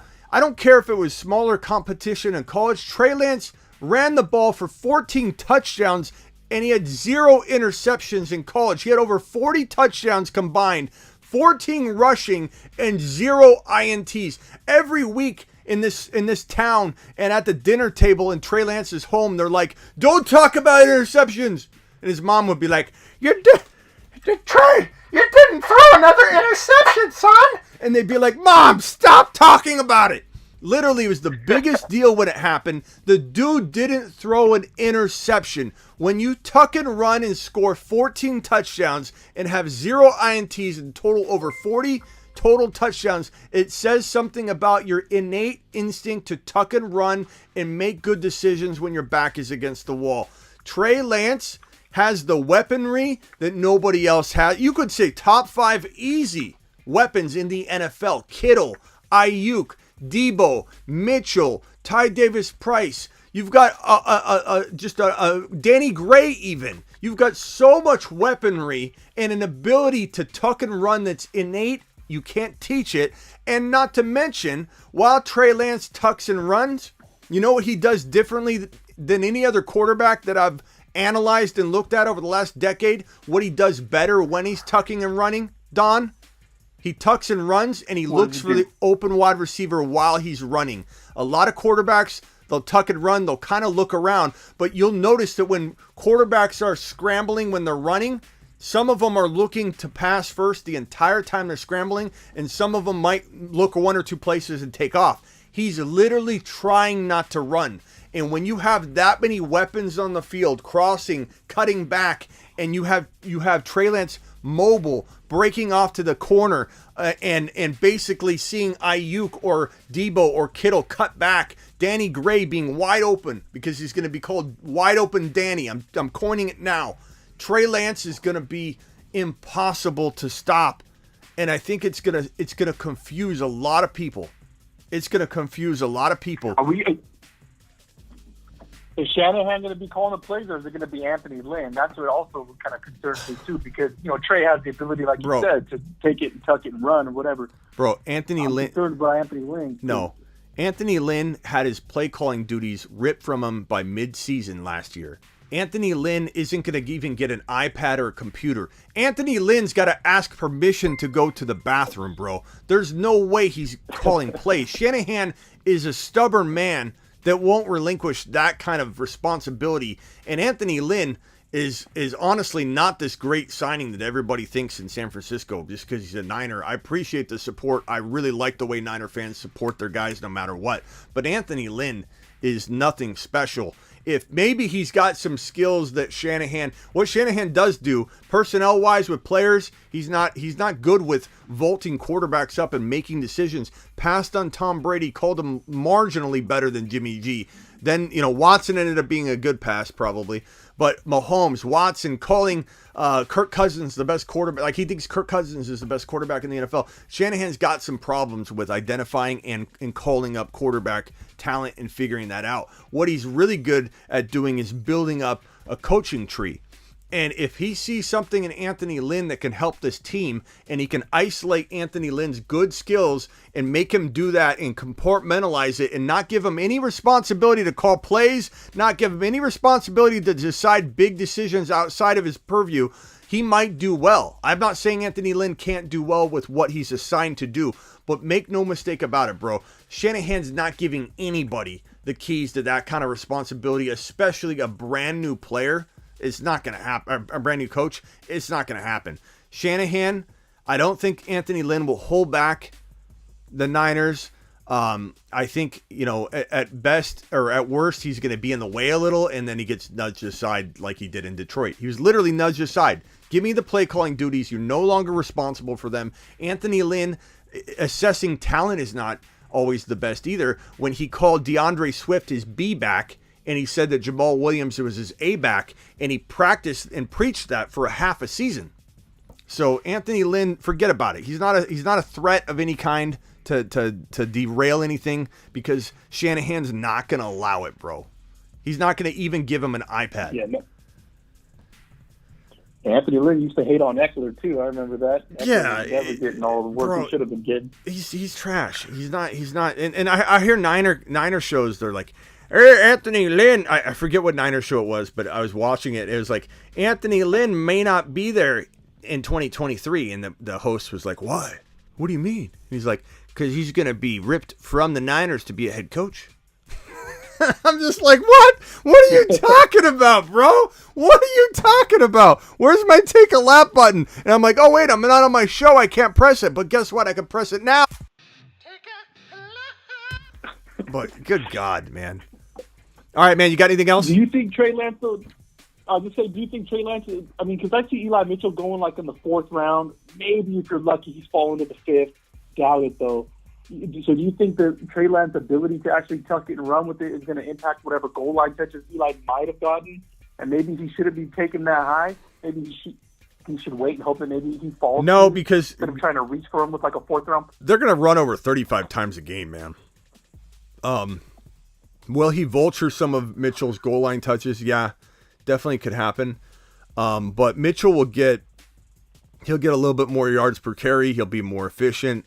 I think he's still going to run in enough touchdowns to be worth 5.12 value. Like, if Mitchell weren't going to get vultured touchdowns, and if Mitchell were guaranteed to start every game, and if Mitchell were like, he's on one of the best rushing offenses in the NFL. Mitchell played like a low-end running back 1 last year, bro. And he's going at 5.12 to 6.5. To me, that's baking in every single bit of what we're talking about here. That is him being held back. That is him missing massive amounts of games. That is him relinquishing starts to Ty Davis Price. If he was guaranteed to play 17 games, you would see Mitchell going a lot higher than 5.12 to 6.4. And you can cuff him. And even though the Niners rotate, when they rotate, they usually hammer down with one running back during that time frame. So if they switch over to, let's say, Sermon, which people will laugh at, but Trey Sermon's looking pretty good, and he might have the number 2 role locked down for now. Ty Davis Price could take it from him very easily. I like Ty Davis Price. You almost got to cuff all 3, and maybe if you're in a small bench type of league, you can't do that, so don't go down that route. But I do believe that if you draft all 3, you have a guaranteed low-end running back 1. You know, it's one of the most overlooked running back 2 strategies in fantasy football right now. You get Mitchell at 6.1 as your 6th player drafted. You draft Sermon and Ty Davis Price, and you let people make fun of you because you're rostering 3 players from one team to fill one position. But guess what you're doing with that? You're locking down one position that you no longer need to even worry about. Therefore, you might even be able to hold one less running back because you're not trying to like make sure you got enough depth. You literally have secured a low end, very, very worst case scenario, low end running back 1 with Mitchell, Sermon, and Ty Davis Price. Laugh at it all you want. I could care less when I do an unorthodox strategy and people say that's stupid. You don't take 3 quarter, like we in our expert leagues that we do in the throne draft. I always get made fun of because I have 3 quarterbacks. You don't take 3 quarterbacks. Who says I don't take 3? I'll take 3 quarterbacks if I want to take 3 quarterbacks. I'll take all 3 of the Niner backfield and put them on my bench if I want to. That's what I do. I don't care what anybody else says. If it feels good to me, I'm going to do it. And owning all 3 of the Niner running backs is safe as can be for your running back 2. Plain and simple. Awesome. Right on, Smitty. You always come through. I appreciate you. I appreciate you, Don. Call in anytime. Felt like I was yelling at you, but right. we were agreeing. Okay, later, Don. That's right. Don knows I wasn't yelling at him. Anyway, Foles looked good all in his starts for the Bears last year through the game-winning pass to Seattle. I don't know what you guys are arguing about over here. All right, I'm going to close the phone lines. I appreciate everybody that dialed in to the phone line action. We will close that bad boy. We'll get over to the voicemails and finish those up. It's voicemail time. Drop a voicemail at the Fantasy Football Show on the gram. Tell your grandma. Okay, let's go to... Thank you, Michael K. CPA, for that. Voicemail 2 didn't leave any voicemails today. That's pretty crazy. Graveyard voicemail group didn't leave me any voicemails. Voicemail group number 1 did, and this is Silver Rapture. Hey, what's up? It's Silver. Am I the only one that was rooting on Baker to go to the Seahawks? Maybe give DK a little spark with that deep ball down the sideline? I mean, this is kind of depressing to me, honestly. Yeah, I don't, Baker, oh, man, Carolina. Yeah, I agree with you, bro. I'm totally bummed about it, because I really wanted it for Kenny Walker as well. You know what I'm saying? I wanted it for Kenny Walker. I wanted it all around. Danny. Hey, Schmitty, it's your boy Daniel. Hope everything's going well on this beautiful hump day. My question is not really a question, more a statement about Baker. And I feel like he's been getting a lot of hate. You know, 2 years ago he led the Browns to the playoffs, and last year he plays hurt, and they turn around and kind of just like kick him out the door. I'm not saying he's Justin Herbert or Patrick Mahomes, but I feel like he deserves a little more respect. And I feel like he's a massive upgrade to Sam Darnold. Just give me your thoughts on what you think he's going to do. I know you're not too high on him, but that's just my take, man. Let me know. Yeah, and I agree with Silver too on the whole Baker thing. Silver, you saw me doing Baker Mayfield to Seattle videos all the time. I was talking about it almost every day. So of course I'm with you on that. And again, I would say a preface, hey, Baker's no like league winner. He's no playoff bound quarterback. It's just a matter of like, he's been efficient enough for Nick Chubb to look good. He's been efficient enough to move the football into the red zone. He was hurt all last year, so it's easy to kind of like really be critical of him when you kind of try and think back, okay, what about the year prior? He did okay. He's got potential.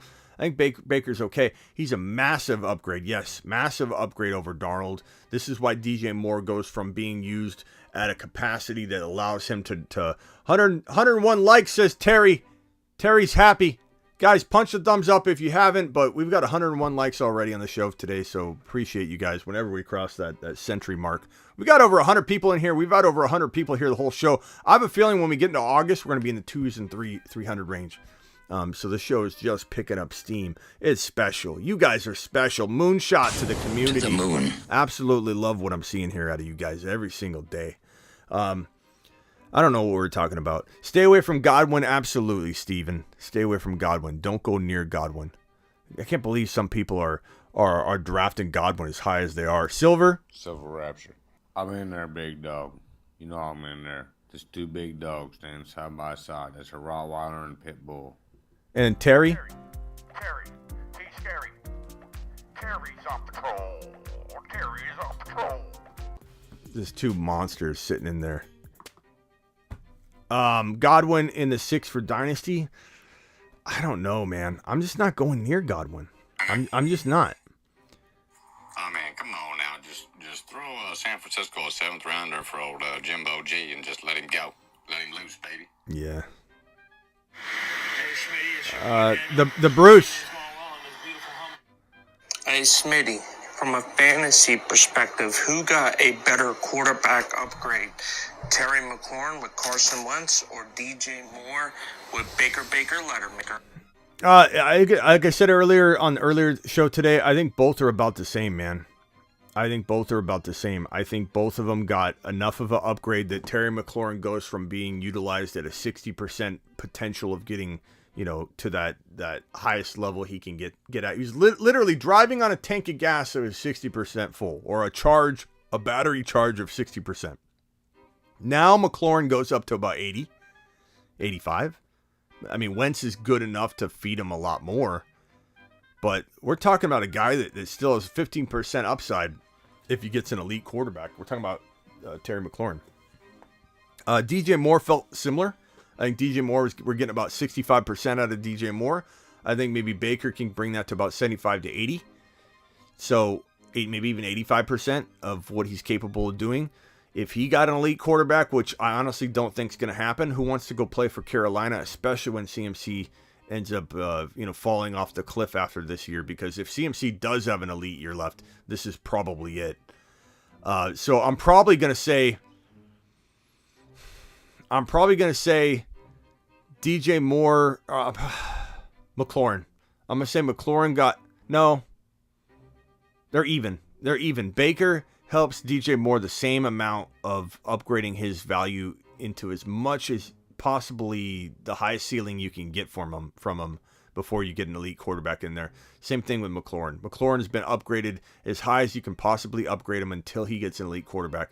Both these guys could fire off at wide receiver 2 numbers in 2022 with pretty good ease. I think both of them could flirt with wide receiver 1 numbers, although I don't think DJ Moore will stay there. I think McLaurin's just a better wide receiver, so he's probably going to be a guy that can float in the 9 to 12 range, whereas DJ Moore could dance in the 12 area, but probably fall back out of it like 14, 15 at the end of the year. But it's a good question. The Bruce. Hey, Smitty. Baker Lettermaker. My guy. He's in Carolina. First of all, I'm just letting this known. I think the Panthers are going to win that division. Woo! Go Baker. Woo! How good does this make all his receivers and his tight ends over there? How does Baker help the Panthers offense? I don't know about that, bro. Division winner. Baker, division winner maker. The Bruce is dropping some straight bold predictions on the show today. That's crazy. Division winner, Baker, division winner maker. Let me do a screenshot here and toss this up. I mean, it's not the hardest division in the world to win, but let's pull up last year's record and throw it on screen. I mean, Tom Brady, you never know. He could fall off or something like that. The Saints have a lot of problems, so it's not the craziest thing in the world, but this is last year's record. Tom Brady and the Bucs, I think, are going to cakewalk this into a division win, unless Tom Brady completely falls apart, which I think he could get older, and he might be like, I'm done after this year. I can barely do it. But he didn't show any signs of dropping off. He's so mentally smart. There's no way. I think the Saints probably beat the Carolina Panthers out for the number 2 spot. I think the Bucs clinch the division and win this thing. The Bucs might win the division by week 10. But the Bruce, I love you, pal. I love your boldness. Don't ever change. I like you just the way you are, the Bruce. Just the way you are. And the final segment of the show today will be... It's time for fantasy football. Court.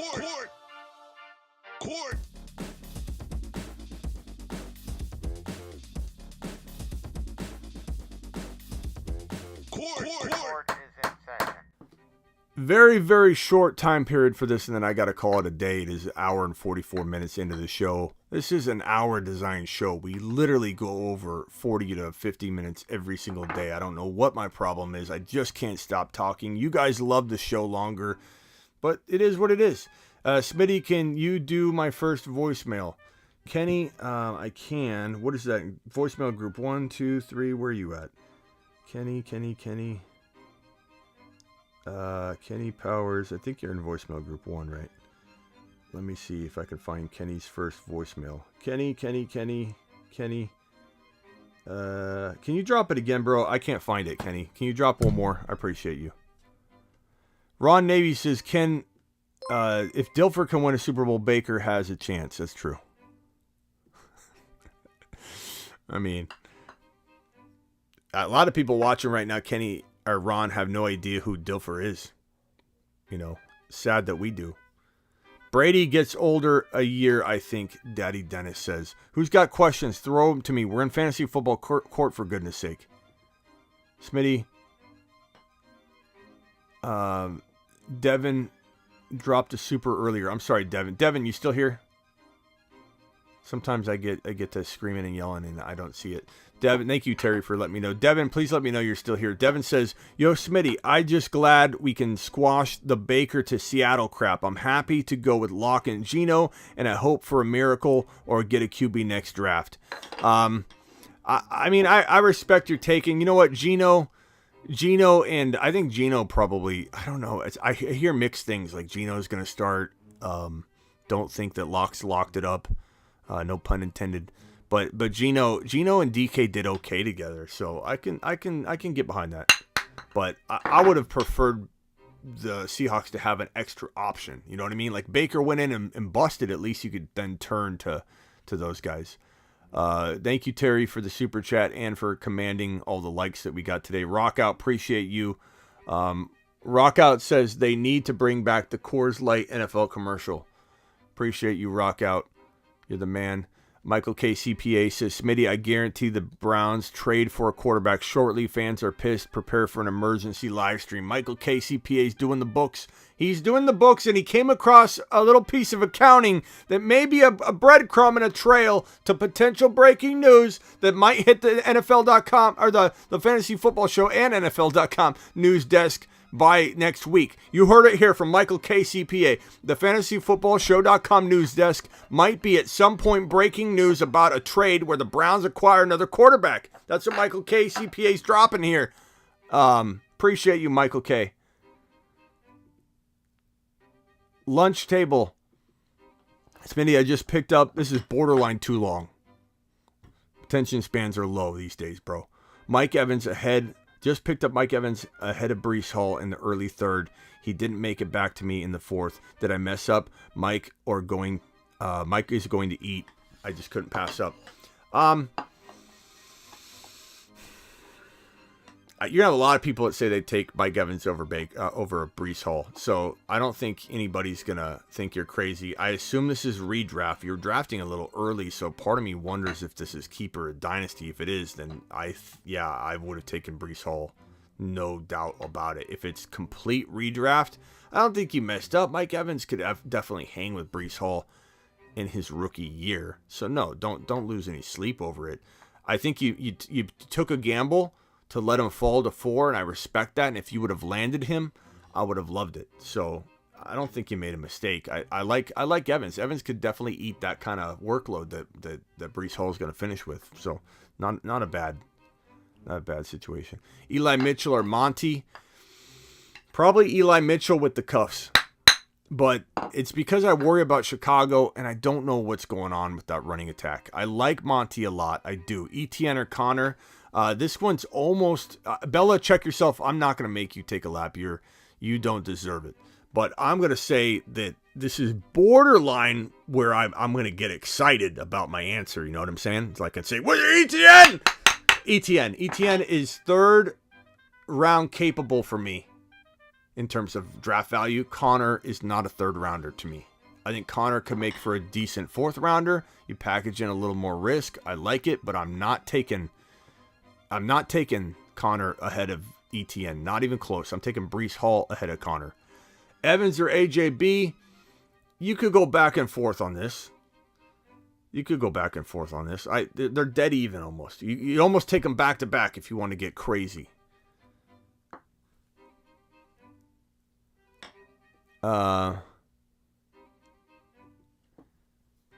Smitty, they are copying you. I checked a few shows out that used to stupidly talk about blindly drafting running backs no matter what, and now they're switching to best player available, and don't let them copy your swag, Smitty. Thank you, Eliub. I appreciate that. Look, people are going to copy what we do all the time. The real OGs know where everything derived from. You got everybody doing the whole voice thing too now. You'll see it everywhere. People are like, draft Kenneth Walker. Why draft Kenneth Walker? Why would you do that? I'll tell you what. Like, everyone's doing the voice thing. The multiple personalities, Smitty. Everybody's got to have one now. It's a sensitive culture. Everybody gets a multiple personality. Not just one person. Everybody. That's my multiple personality. That is it. That's Bob. Now everybody's copying it. It is what it is. Dak or Russ. Flip a coin. I take Russ, but that's me. I think Russell Ball. Hall or Walker, the Bruce. I mean, come on, the Bruce. You know it's Hall. Hall's going way ahead of Kenny Walker. I quietly like Kenny Walker's skill set more, but we can't. I mean, and I admittedly have wavered, right? But as the ADP's unfolded for us, it's clear that Hall's rounds ahead of Walker in cost of entry situation right now, but that could change, and I want to own both of them. But Breece Hall, easily. Breece Hall is going to win leagues for people in 2022. Kenneth Walker can too, and you might start hearing me hammer home a little more that point. But, Daddy Dennis I forgot this is the guy, Daddy Dennis, that says Penny 2K Club.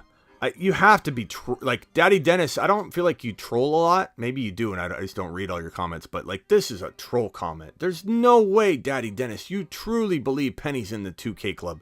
Like, you have to be trolling. You have to be. There's no way. There's not. There's no human being on this planet Earth that would feel like that is a legitimate prediction. He does troll? Okay. Damian Harris or Melvin Gordon. Give me Damian, but I'm probably not touching either if that kind of gives you a depressed feeling that I don't want either one of them, and those are the two you're deciding between. I don't like it.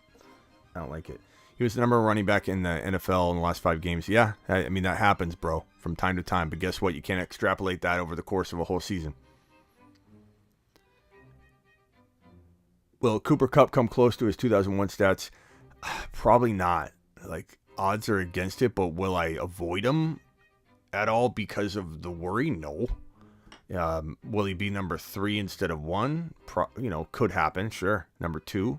Is he going to get a triple crown? I mean, it's always possible. Anything is. And he's so talented, but usually those things are not repeatable. So we're looking at a dip. It's just a matter of how much of a dip. Is Chase and Jefferson ranking above him, and then it's him? Will he fall to 5? Certainly possible. Dynasty McLaurin or Pittman. I don't understand this Pittman love, guys. I don't get it. It's near. You've just been Smitty disapproved. You haven't been Smitty disapproved, but the drafting of Pittman, as high as you all are drafting him in the sometimes 3rd round, end of the 3rd round, and early 4th round, absolutely no. Stop it. McLaurin all day long. Top 5 to 10 talent. It's not even close. All right, guys. 107 of you. I hate to leave with 107 of you in here. You bad boys, you. All 107 of you hit that like button. All 107 of you leave a comment after the video ends, because my comments will start off at 0 and I will answer every single one 99% of the time. Every single one of your comments 99% of the time. Test me. Leave me 107 comments. I'll get back to every one of you. Try it. Try me.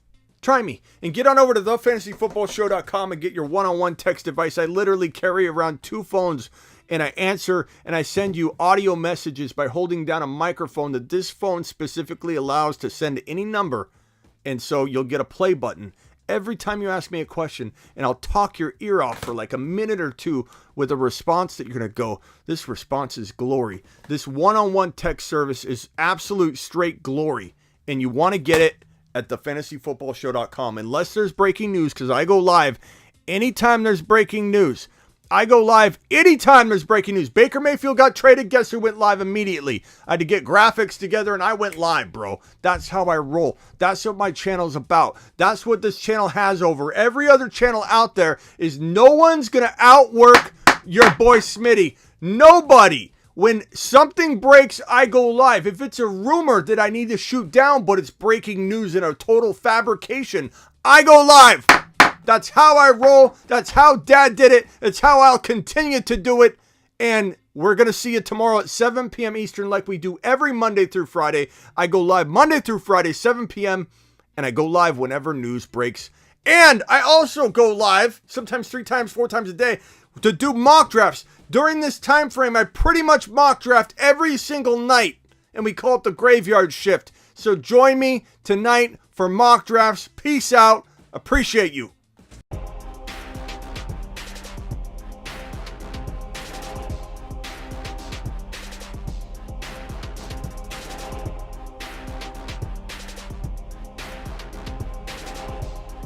Oh, and let me just say, never leave before the credits are completely done. You can miss out on a whole bunch of stuff. How many people left? We had 107.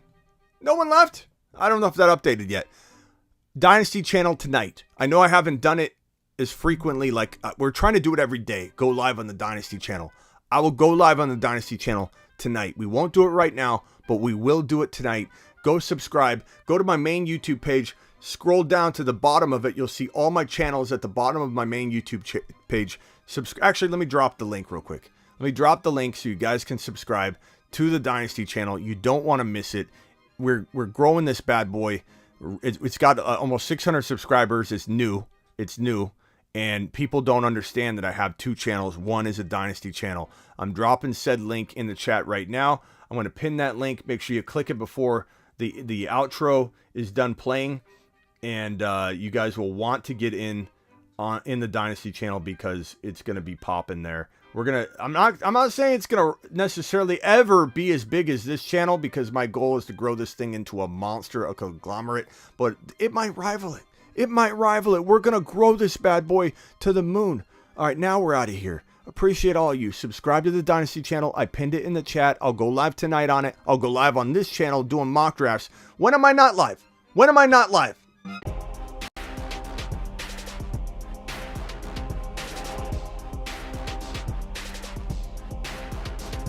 Deuces, everybody. Appreciate you, Terry. Appreciate you, Silver. Appreciate you, Ron Navy. Appreciate you, Buffoon. Haven't seen Buffoon in here in a while. Yeah, mine says 85.2 now. It took a minute to update. Overcome, appreciate you. Kenny Powers, of course. Kenny P. Official. D-Town. D-Town's becoming a big part of the show. Cole, Ricky, Daddy Dennis, Andrew, Grace, 49er Faithful Lee, appreciate you. Macho Taco, Don Draper with the good call. Appreciate Don. James Flatley. Appreciate my boy James. James Stark. Appreciate my boy James. I like my Jameses. I like my people. I like my Jameses with big energy. Big hands, big energy. Ron Navy dropping it. Bella, check yourself, dropping fire all show. Tyler in the house. Tyler says, will Brissett make Cooper and Chubb worth getting? Rewatch the show, bro. I'm avoiding all Browns players but Kareem Hunt. Go watch it, buddy boy. Smitty answers, trust me, says Kenny. He's talking about all the commenters. Later, overcome.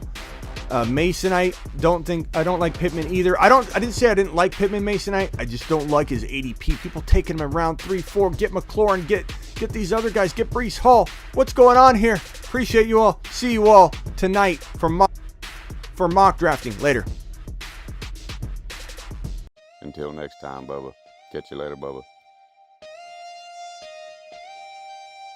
Deuce, bro. I see a Thor Bear and Fantasy Dog.